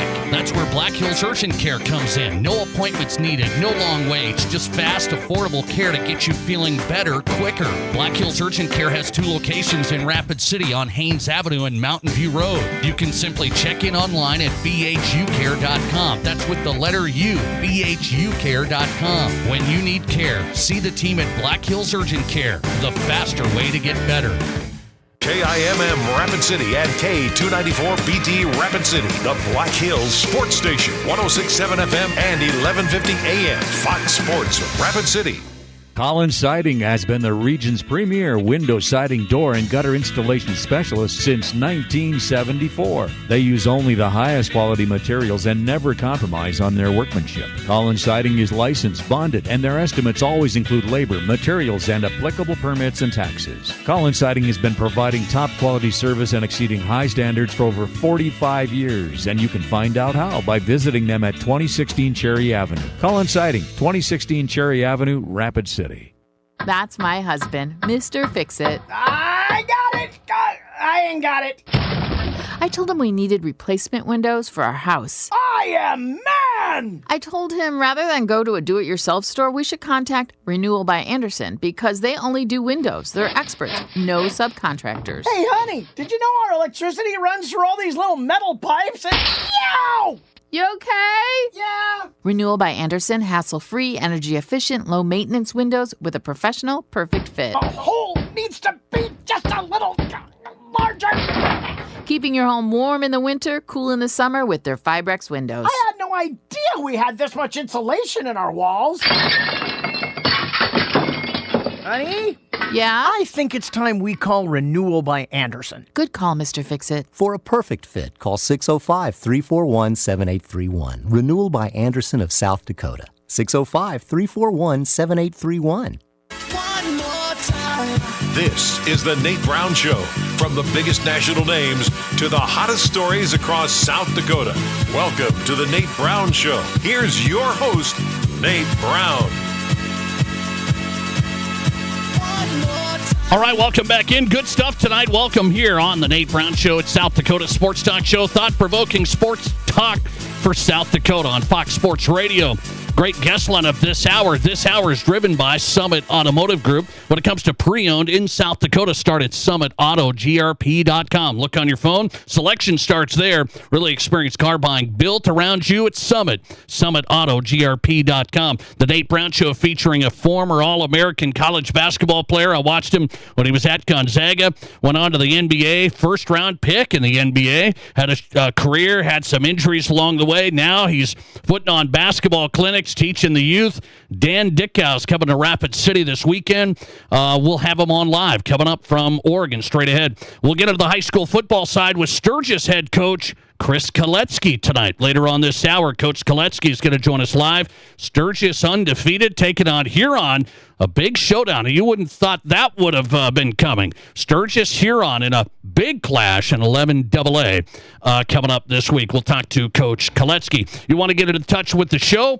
605-720-1067. That's the number. It's the Barron's Wilson text line. 605-720-1067. Okay, I wanted to do this. I was thinking about this today. High school football season pretty much midway. That's amazing. So there's some big games coming up. I think we found out some surprising things so far. So if you're a South Dakota high school football fan, I'm going to give you the top 3 most surprising storylines from me. I've been covering high school football a long time. There's been some highlights along the way, and there's some of these programs you're like, wow, man, this is a stunner this year. So top 3 most surprising storylines of the 2025 South Dakota high school football season. Let's start at number 3. A little bit of a countdown. Number 3, the Winter Warriors being beatable. The Winter Warriors, hey, you know this program. They just win. They win 11B. It's just like every year. Just put them in. Winner's going to be in the dome. End of story. Winner's lost twice in the first few weeks here. Winner has already lost twice. They just lost to Elk Point Jefferson, Wagner earlier. So Winner going down twice. And they don't lose twice that I can remember in a long time. So I'm going to put the Winter Warriors. I don't know. They could bounce back, but the Winter Warriors, a football factory, has lost twice, and they're now trying to battle in 11B. So that's my 3. Winner being beatable. That's my 3. Number 2, the Lincoln Patriots putting up 50 points plus in every game so far. Not just when they're playing a team that's struggling. They put up over 50 against O'Gorman. Say, well, O'Gorman might be down. I don't care. Sioux Falls Lincoln, 50-plus points in all 3 games. That's hard to do. They're not going to be putting up 50 this week. I will tell you, that's my prediction. Jefferson playing Lincoln in a huge AAA matchup, undefeated teams. Lincoln's not going to put up 50 this week. See, I got some bulletin board material. I'm sorry, Coach Struck. I didn't mean to do that for the Cavaliers. No 50, but that's my second most surprising storyline, the Lincoln Patriots. People thought they can sling it. They got a great quarterback. They got great wide receivers. But the way they've done it, you look at how these guys have scored. But they're putting up 50 points nearly like in a half in some of these games. That's just wild. It's been total dominance by Lincoln's offense. Total dominance. I'd like to see their stat line. I would like to see the Lincoln offense stat line. 50-plus points in all 3 games so far. Huge matchup with Jefferson. Number 1 storyline in South Dakota high school football, most surprising to me. We're going to see this team again this week. Sturgis and Huron. I'm going to say the Huron Tigers coming out of nowhere. Huron hasn't been like, speaking of a football factory, they haven't been. But Huron bouncing back after losing to Yankton, so it's not like they're unbeaten, but they lost to Yankton, who some people say might be the number 1 team in AA. Huron beats Pierre. Like that's just out of this world. You never thought you'd see that. Pierre 8 times state champion. So Huron beats Pierre. Then they bounce back last week and beat T Area. Another surprise. So then you have to say Huron is in the mix in 11AA, and you haven't said that in how long? How long? I don't know. I've been covering South Dakota high school football for a long time. Huron Tigers have not really been in the mix, especially since the new 11AA class was created. There's my top 3. I don't think I'm missing anything else. Some people say maybe St. Thomas More ranked number 1 in 11B. Maybe St. Thomas More taking the winner spot. Did people see that coming? That could be an honorable mention for me.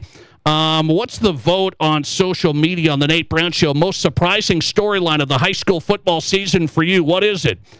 58% of the audience says it's Huron. 23% say winner losing. 18% say the Lincoln Patriots scoring 50-plus in all of their games. Lister text, how about Freeman, Marion Freeman Academy, top team in 9AA? Yeah, that's a good one. Lister text, what about the renewed sports culture at Hill City? Great one. That's excellent. Hill City has got going last year, and I think people think, that's just one class. They had football going. They make the state basketball tournament. Now the Hill City football team's good again. That is a revival in Hill City. I love seeing it. The Rangers making some noise. Coming right back on the Nate Brown Show, one of the top basketball players in the history of Gonzaga, an All-American and former NBA first-round pick, coming to Rapid City this weekend. Dan Dickau talking hoops, youth sports, and development coming up. This is South Dakota's Sports Talk Show. Hey, it's Nate Brown for Atomic Wings, 2 locations in Sioux Falls. You don't need to keep going to the mediocre wing places with too much breading and wings that don't have any meat. Atomic Wings is different. I know firsthand. Their boneless wings are made with fresh chicken right there. The best wings I've had. 15 unique flavors to choose from sweet to heat. Huge traditional wings, fresh boneless wings for game day, lunch, or dinner. 2 locations in Sioux Falls. Just order at atomicwings.com. Atomicwings.com. Clean up on fall lawn and garden deals this week at Fleet Farm. Add a little color to your porch with 8-inch mums for just $7.99. Tackle those leaves with Troopers 20-inch steel or 24-inch poly rake. Your choice, only $7.99. And prep your lawn for winter with Superior Winterizer Lawn Fertilizer, just $16.99 a bag. Get a jump on fall with the gear you need at the best prices guaranteed at Fleet Farm. And check out even more deals at fleetfarm.com. Attention Rapid City basketball parents. E3 Sports Complex is hosting a big-time basketball clinic and exposure camp September 20th and 21st. Former Gonzaga All-American and first-round NBA pick Dan Dickau is coming to E3 for the Dan Dickau Basketball Clinic and Exposure Camp. Open to kids from 2nd grade all the way up to high school. This is a big opportunity to learn from Dan Dickau right here in Rapid City. To get signed up, check out E3 Sports Complex on Facebook or learn more at e3sports.org. Here's your Fox Sports Rapid City forecast. Chance for storms tonight, otherwise cloudy skies. Lows around 55. Winds out of the northwest 5 to 10 miles per hour. Thunderstorms likely and foggy tomorrow. High temperatures reach up to 64. Cloudy skies expected. Cloudy tomorrow night. Storms likely. Lows dip down to about 52. That's your forecast on the Black Hills Sports Station, Fox Sports Rapid City. Right now, it's 60 degrees. Hey sports fans, it's Rob from the Firehouse Skybox. We are Rapid City's premier sports bar with everything you want for the best game watching experience. Bring your crew and take in the action while enjoying our Firehouse craft beers, specialty cocktails, and a great menu of Firehouse burgers, nachos, and more. We have every game, every night on our 35 big screens, and there's not a bad seat in the house. Come and watch your favorite team at the #1 place for sports, the Skybox, right above the Firehouse, Main Street, downtown Rapid City. Stock up for your fall get-togethers at Mr. Liquor in Rapid City. This month's top brand specials include all flavors of Svedka vodka. Save $4.50 off a 175-liter bottle, now $17.49. Save $7 off Screwball Peanut Butter Whiskey, now only $23.99. Or take $6 off Jefferson Bourbon, just $28.99 for a $7.50. The new Mr. Liquor 2, off Catron next to Walmart, or the original Mr. Liquor on the corner of West Chicago and Sturgis Road in Rapid City. It's time to hit the court at the Wautiki Fall Hoop Fest, November 7th through the 9th at the Box Elder Event Center. 3 days of non-stop basketball action as teams battle it out for bragging rights and glory. Divisions for boys and girls, grades 5th through 10th. Bring your game, bring your team, and bring the energy. And when the game's over, celebrate with special Courtyard by Marriott room rates that include Wautiki Water Park passes for even more fun. Don't sit on the sidelines. Register your team today at thebox.live. From high school to college to the pros, from Rapid City to Sioux Falls, the Nate Brown Show is South Dakota's Sports Talk Show.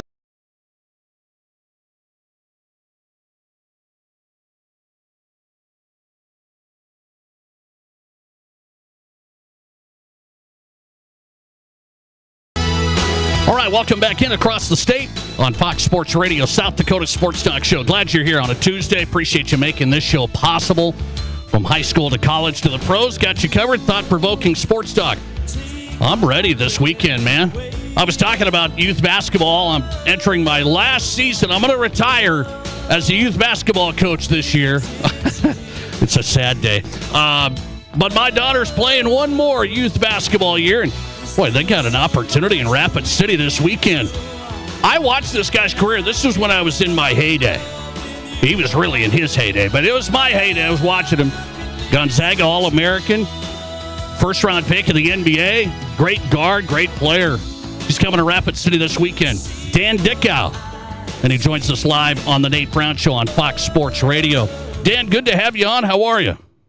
Yeah, I appreciate you having me on. I'm doing well. Looking forward to getting out to Rapid City, South Dakota this upcoming week. Okay, I love it. So this weekend, and it's the Dan Dickau Basketball Clinic and Exposure Camp. So this is for little kids, second grade, all the way up to high school. You're going to have different sessions, so I want people to know in Rapid City, you can get your kids signed up still. This is through the E3 Sports Complex. So find them online, E3 Sports Complex. Sign up for this weekend.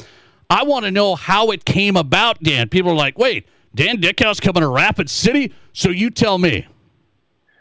Yeah, well, Casey Franson was a college rival of mine. We became friends afterwards, would play open gyms and stuff down in the Vancouver area. And, about a month, 6 weeks or so ago, he just asked me out of the blue if I'd be interested in coming and running a clinic in Rapid City because he saw that I was planning to go to Fargo, North Dakota, which I was just at this past weekend. And we kind of talked about it a little bit, and I said, I would love to. Let me check the family calendar. And this was the weekend that worked well for both the facility, which I've heard is awesome, as well as for me. And so, it's one of those things where, I love going all over the place. I mean, I've run camps in Canada, Mexico, all over the West Coast. And, to get out to Rapid City, which is a part of the country that, my family and I have been to a number of times to, see Mount Rushmore, Wall Drug, and some different things.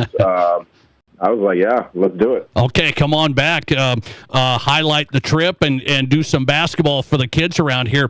You had a great career. And I remember watching you, and now after your basketball playing career, your competitive career, why'd you get into this, the development, the coaching, the clinics? Well, when I was a player, I ran a basketball camp every single summer. And then when I started kind of getting completely out of that mind frame of playing, I started running a basketball academy in Vancouver, Washington, had some AAU teams. And then we moved to Spokane about 13 years ago, and I kept doing some camps and clinics here and there. But I've actually got a Shoot 360 facility in Spokane, and, kind of through word of mouth with some of the other owners at Shoot 360, as well as some of the other friends that I've made through the game of basketball, it's just kind of grown to where, I've got some people in Canada that I try to get up to twice a year in different places, whether it's Calgary or Vancouver, BC, been down to Cabo, Mexico, which I highly recommend if you have a chance to run a basketball clinic, do it down there. But it's just kind of grown to having a few more opportunities, and with a family schedule, sometimes they're difficult to agree to all of them. But when I have an opening, I definitely like to do it. Dan Dickau is joining us tonight on the Nate Brown Show. He's coming to Rapid City E3 Sports Complex, putting on the Dan Dickau Basketball Clinic and Exposure Camp. It's this Saturday and Sunday. You can still sign up, kids second grade all the way through high school, for the exposure side of this. And you're going to have other coaches, right? There's going to be coaches watching this, kind of looking at some of these high school kids on that side of it. Yeah, so Casey had a college teammate by the name of Brant Miner who has run a number of college exposure type events in the Northwest for a number of years, and they were talking about trying to put something together. And then when Casey and I, found a weekend that worked, they wanted to collaborate and just combine it all. And so, since I'll be there, it'll give me a chance to kind of see some of the players in game action, give them a little more different feedback than just in drill work, where obviously in a game you got to be reactionary, and then with Brandt's connections at the small college level all across the West Coast and now kind of into the Midwest and Plains area, it sounded like a great opportunity for a lot of these coaches to maybe get eyes on some players that might be overlooked at times, because Casey said there's a number of really good players in the area. Okay, you've been there, done that. Gonzaga All-American, first-round pick, NBA guard, played basketball at a high level. What do kids and parents need to know? You're a parent yourself now in the sports world. What do kids and parents need to know about, hey, I got to get better. What's going to separate my kid? What in this world of basketball and how it's changed? Well, first off, the kid has to love it. They have to go from liking it to loving it to really kind of working at it. And that's a process for every kid that kind of takes time, and every kid figures out what they truly love at a different time frame, a different path. I think one of the biggest things that I see, unfortunately, having coached my older son and now my younger son, is there's so many of these teams that get put together and you start calling them elite at a young age, and you focus on the wrong things, going out and playing in as many tournaments and games as possible and worrying about winning as opposed to working on the details, the fundamentals, the concepts and understanding of those concepts, so that when you get to the high school level and the games actually honestly do matter. Not that you don't want your kids to want to win at that 5th, 6th, 7th grade level, but they really don't mean anything until you get to that high school level. You see too many parents putting the focus on the wrong thing of winning and traveling and playing games as opposed to fostering the love for the game and then fostering the knowledge of the game. Give an example with my older son's group. The 2 leading scorers at a young age were just bigger and taller than everybody. They got to high school and they didn't even play varsity basketball. Yet the guys who kind of took a lot of the lessons to heart, all became very good high school basketball players, and some of them are playing in college now. What can people take away from your career? I felt like you were kind of an underdog guy, not the biggest, could shoot the lights out. What should people take away from your career from Gonzaga to the NBA? Believe in yourself. I think that's a big thing right there. Obviously I'm only 6 foot. I was an underrated athlete just as far as the way I perceive it. Everybody thinks athleticism is running fast, jumping high, but it also entails hand speed, dexterity, agility, balance, the ability to recognize spatial opportunities. Those things are many times overlooked. And so, with those athletic traits I had, I was really able to handle the ball, pass the ball, and clearly shoot the ball. That was more so at the college level, just because you get to the pros and you got clearly more defined scoring options than I was at the pro level. But I think that's the thing that it can be a great separator from level to level for any kid, is the ability to shoot it, and then just the details of understanding and knowing what your footwork needs to be, how to handle the ball under pressure, how to make passes and plays under pressure, and then also, understanding a role that you might have while you're working for hopefully a bigger role if that's really what you want to do down the road. Dan Dickau coming to Rapid City this weekend, the Dan Dickau Basketball Clinic and Exposure Camp. Great career. Lucky to have him in Rapid City. Kids can get signed up. E3 Sports Complex putting it on this Saturday and Sunday, 2nd grade all the way to high school for an exposure camp. Dan, really good to talk to you. Look forward to seeing you this weekend. Thanks for coming on. Yeah, appreciate it. Look forward to getting out there. I'll see you soon. All right, appreciate that. Dan Dickau on tonight, former Gonzaga All-American, NBA first-round pick, a great guard back in the day. I remember watching him, man, at Gonzaga, great player. That's when Gonzaga really started turning it up. So lucky to see this opportunity come together. You don't get opportunities like this much, and it's not like, oh, this isn't like going to cost you hundreds and hundreds of dollars. It's very affordable, and it's a good opportunity. It's at E3 Sports Complex this weekend, Saturday and Sunday. I've already signed up my daughter. I know a couple of our players on my team are signed up, so get your kids signed up if you're listening in the Black Hills area. second grade through fifth grade, and then sixth through eighth grade, and then a high school clinic as well. Dan Dickau coming to Rapid City. Great guard. Going to teach the good stuff, teamwork, discipline, skills development, all of that stuff, and the high school exposure camp. Again, E3 Sports Complex. You can find them on Facebook and sign up there. Also, e3sports.org. All right? Dan Dickau Clinic and Exposure Camp coming up Saturday and Sunday. Coming right back, we'll jump up to Sturgis. Talk high school football. The Scoopers are undefeated. Are they a surprise team in AA with head coach Chris Koletzky on the way? This is the Nate Brown Show. There's nothing like it. Not for hundreds of miles in any direction. A gathering space for all kinds of people from all kinds of backgrounds. To share, to revel, to stand together and celebrate life's greatest moments.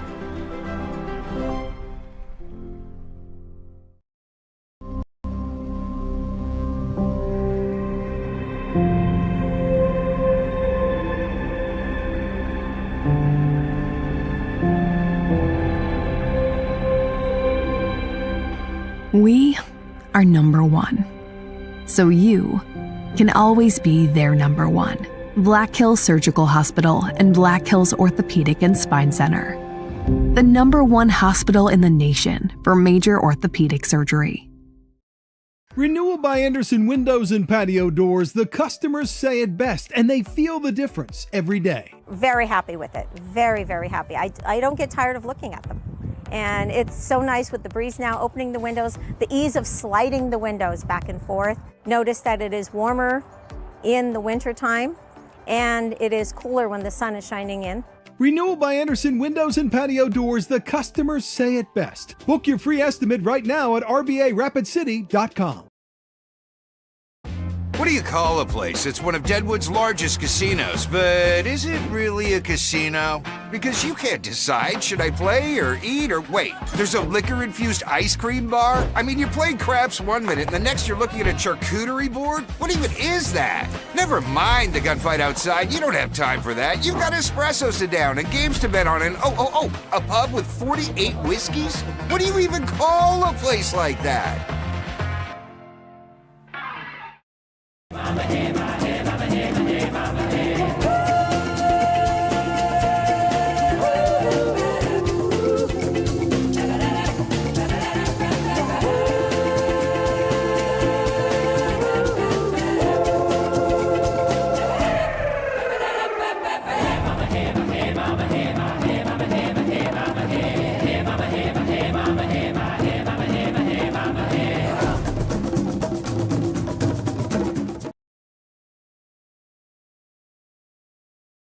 For an Elevate Performance Health Minute. Britt, one of the injuries we hear a lot about in sports, an ACL tear. You can't prevent all injuries, but good sports performance training could help. Yeah, Nate, one of the things that a lot of good sports performance training focuses on is trying to not only prepare athletes for the field of sport, but also try to mitigate their risk to sustain an injury. Unfortunately, things happen in sport. If anybody ever does experience an ACL tear that results in needing a surgery to fix that, it's important to have a therapist on your side who can help them through prehab, rehab, and then return to sport. It's a marathon, not a sprint.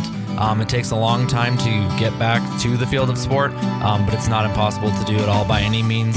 So just having that end goal in mind can be really beneficial for the rehab process. When it comes to ACLs and sports performance training and treatment, get started at elevateperformancesd.com.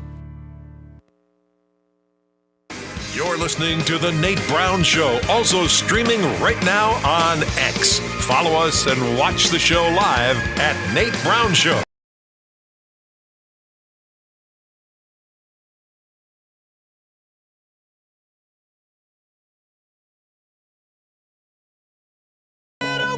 Welcome back in. South Dakota Sports Talk Show live, Fox Sports Radio. Coming up, we'll check in Sturgis.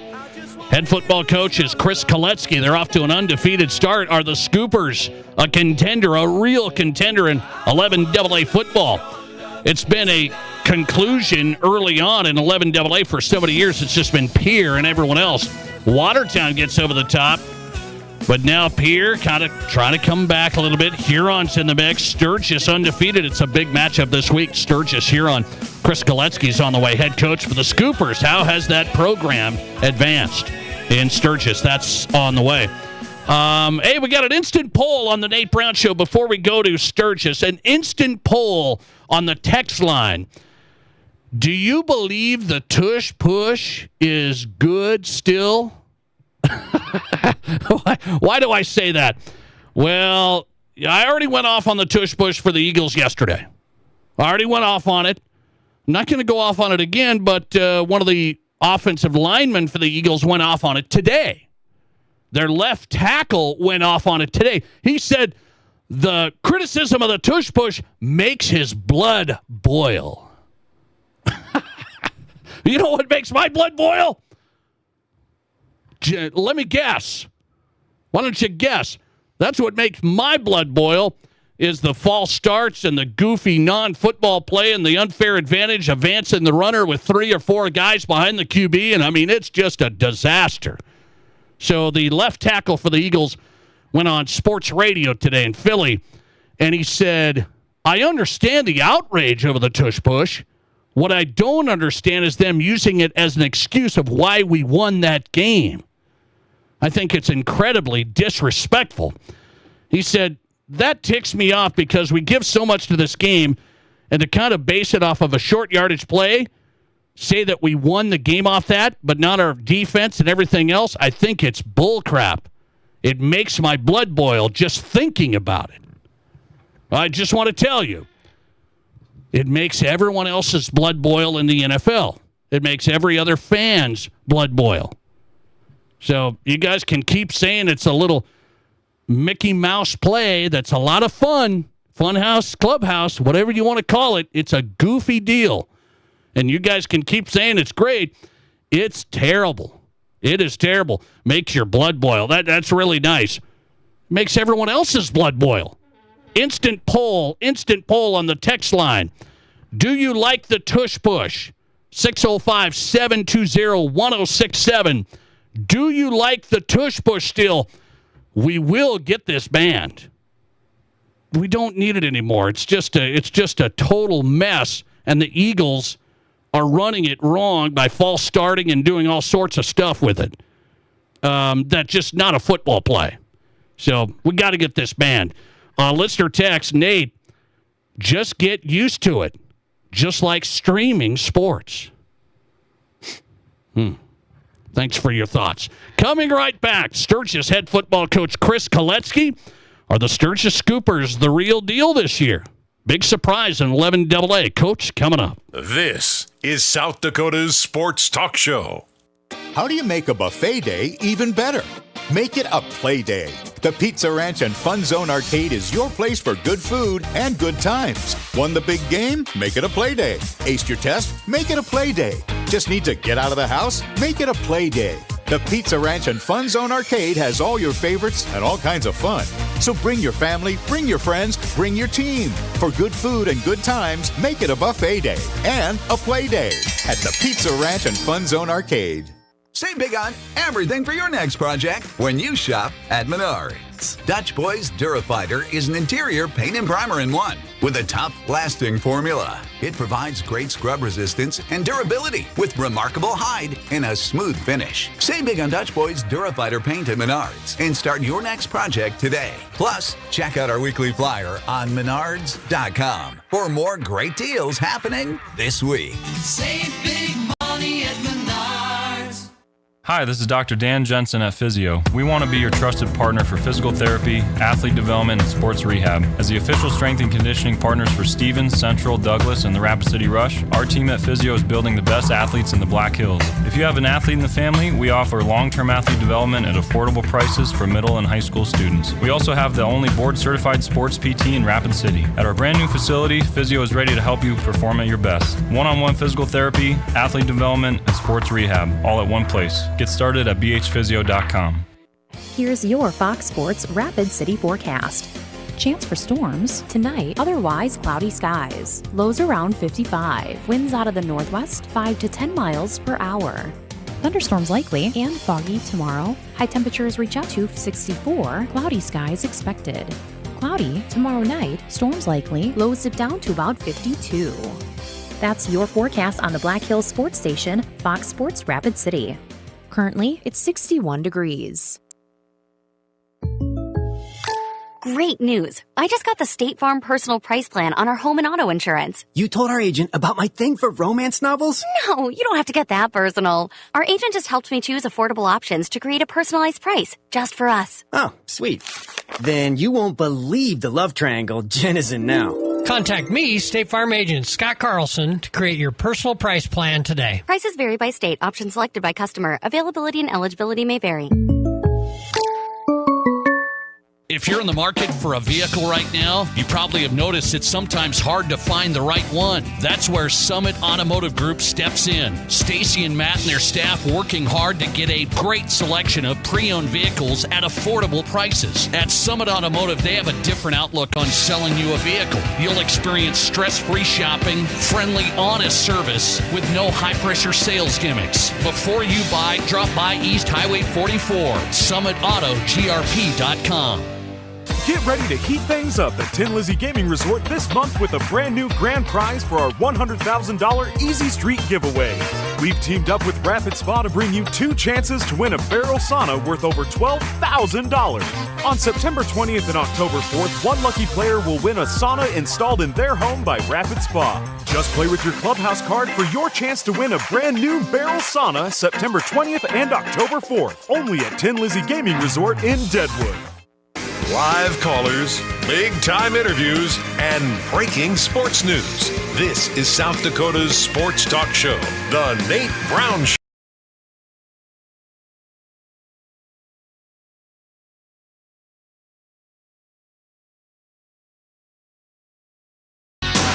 Welcome back in. The Nate Brown Show is on Fox Sports Radio. Thanks for being here, having some fun today. I'm going to keep fighting the battle of banning the tush push. I'm going to keep fighting the battle. I got some listeners that agree. Some listeners, I just had a couple that said, tush push doesn't bother me. How can it not? All right. Thanks for listening, by the way. Appreciate it. South Dakota Sports Talk Show. Hey, let's talk high school football. How about this program? Sturgis Scoopers with some big wins. Got Brookings to start out the year. Everyone kind of turned their head, go, hang on a second. Sturgis off to a great start under head coach Chris Koletzky. And they've got Huron this week. Huron's turning some heads. So how about this matchup in AA? Coach, welcome back in. How are you? Good, great. Doing great, Nate. Appreciate you coming on. Let me ask you, so you know your kids. People around the state are kind of like, wait, Sturgis is rolling right now. What were your expectations kind of through the offseason here with this bunch? Just coming down to the fact that not afraid to have big goals, lofty goals, and be able to work towards those goals really was the message. We can talk about wanting to win a state title and hosting a first-round playoff game and winning those things and all those end-of-the-season goals. We can talk about that. It's okay, and just getting the message to the kids that, putting in the work and having something to strive for and thinking outside the box a little bit here is okay for us. Okay. I've had people react on this show the last couple of days, Coach, about your program saying, hey, Sturgis has some things going. There's consistency now with coaching. There's a culture that's been built.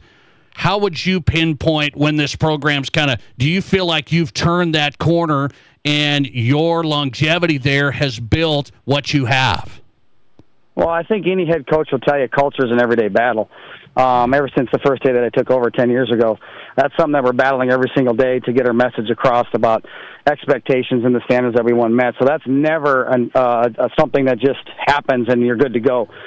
So we're always battling that. But, now I think we're really getting to the point that we have some cohesion between our youth programs that practice out here at the high school where we're at after we're done, our middle school programs, and just getting to the point that we got the kids out and we're getting the numbers to where, we can line up consistently on a Friday night and compete.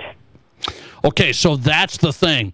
When you can compete, what does that do for the young kids that are in middle school looking at, they come to the games, and then when Sturgis is competing, do you think that's a huge thing?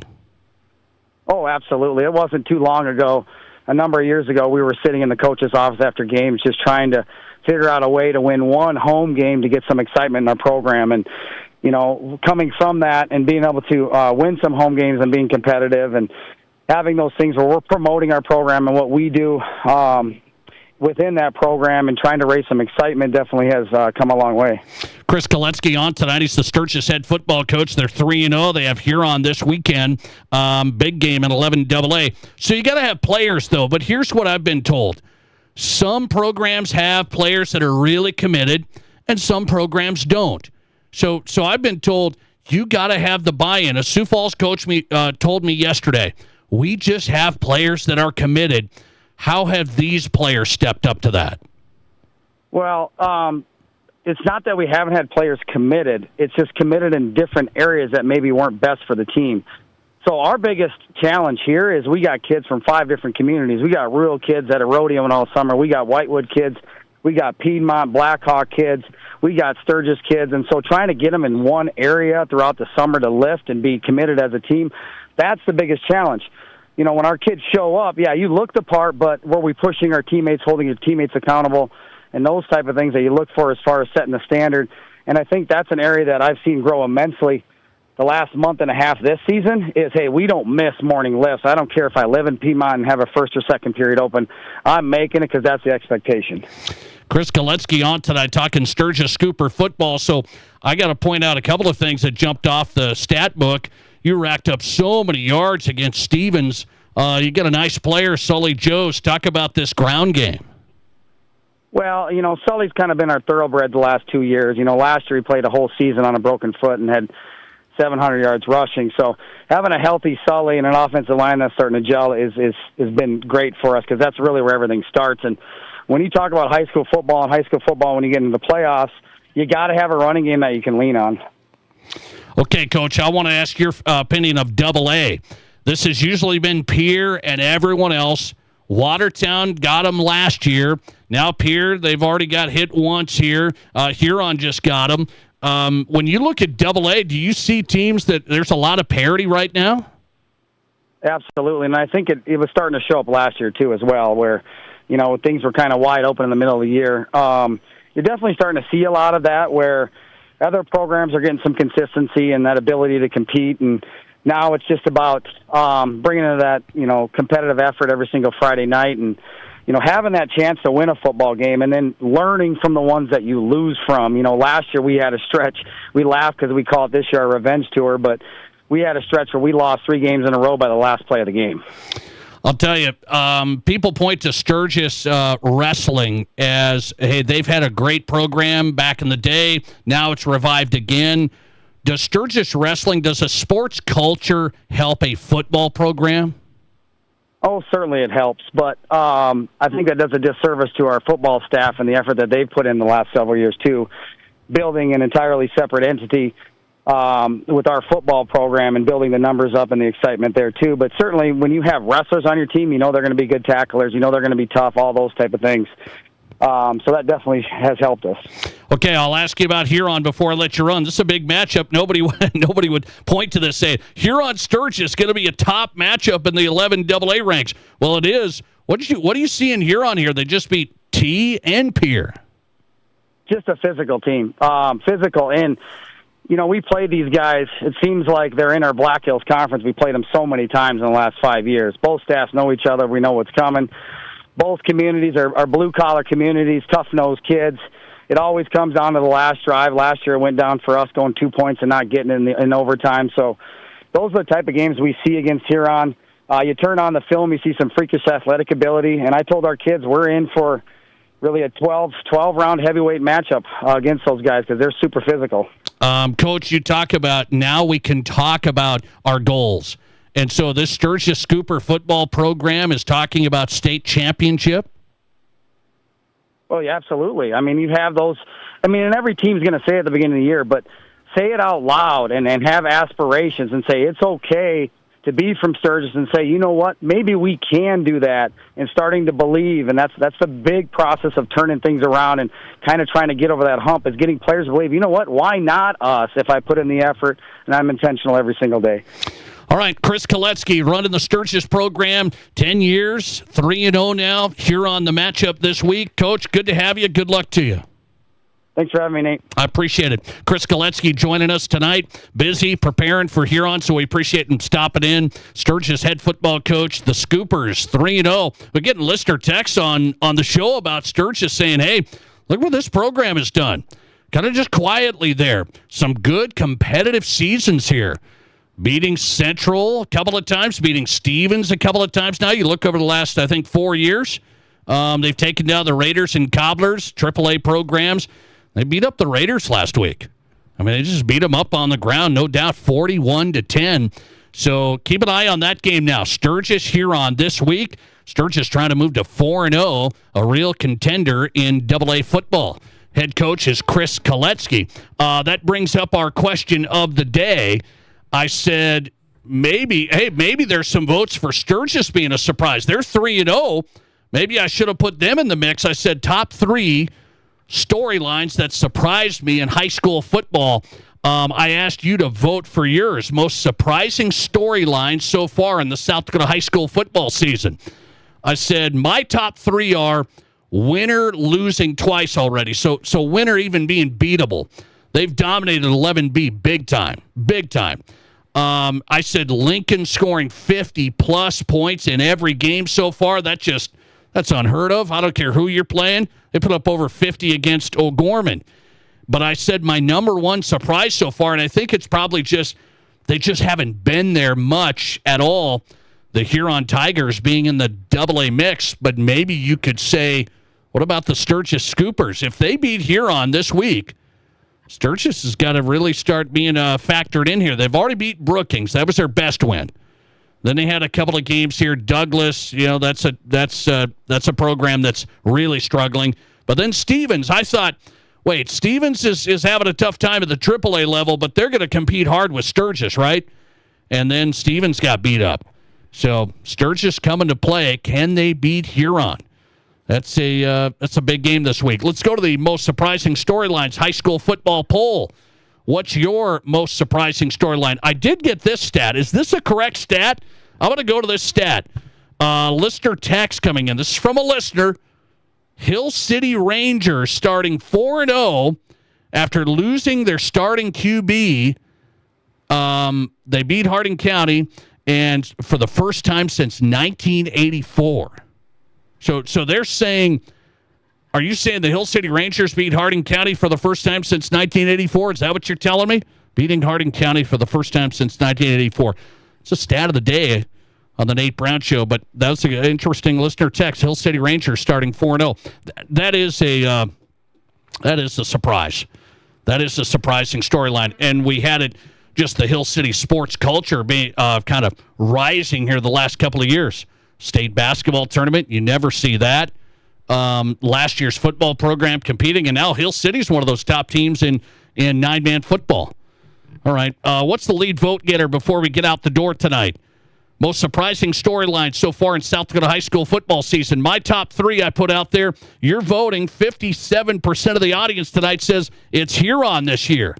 Huron being in the AA mix. 23% of you say Winter losing already and looking beatable.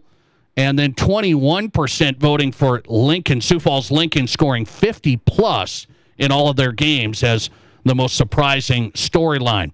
I'll tell you what, good stuff across the board tonight. Let's go to the guest lineup. The Nate Brown Show podcast will be up after we wrap up right now. Good stuff with Mike Golic Jr. joining us, college football. He says Nebraska should beat Michigan, should expect to beat Michigan. We'll have some Nebraska reaction tomorrow in a preview of that Michigan showdown. Mike Golic Jr. tonight. Dan Dickau joined us. He's coming to Rapid City this weekend, former Gonzaga All-American. Chris Koletzky in Sturgis and James Merilatt in Denver. All of our guests on the Nate Brown Show podcast, which is getting ready to go up right now. Great guest lineup tomorrow, including some Nebraska and more high school football coverage. The podcast going up now. See you tomorrow. Ace is the place with the helpful hardware, folks. Our locally owned Ace stores are committed to helping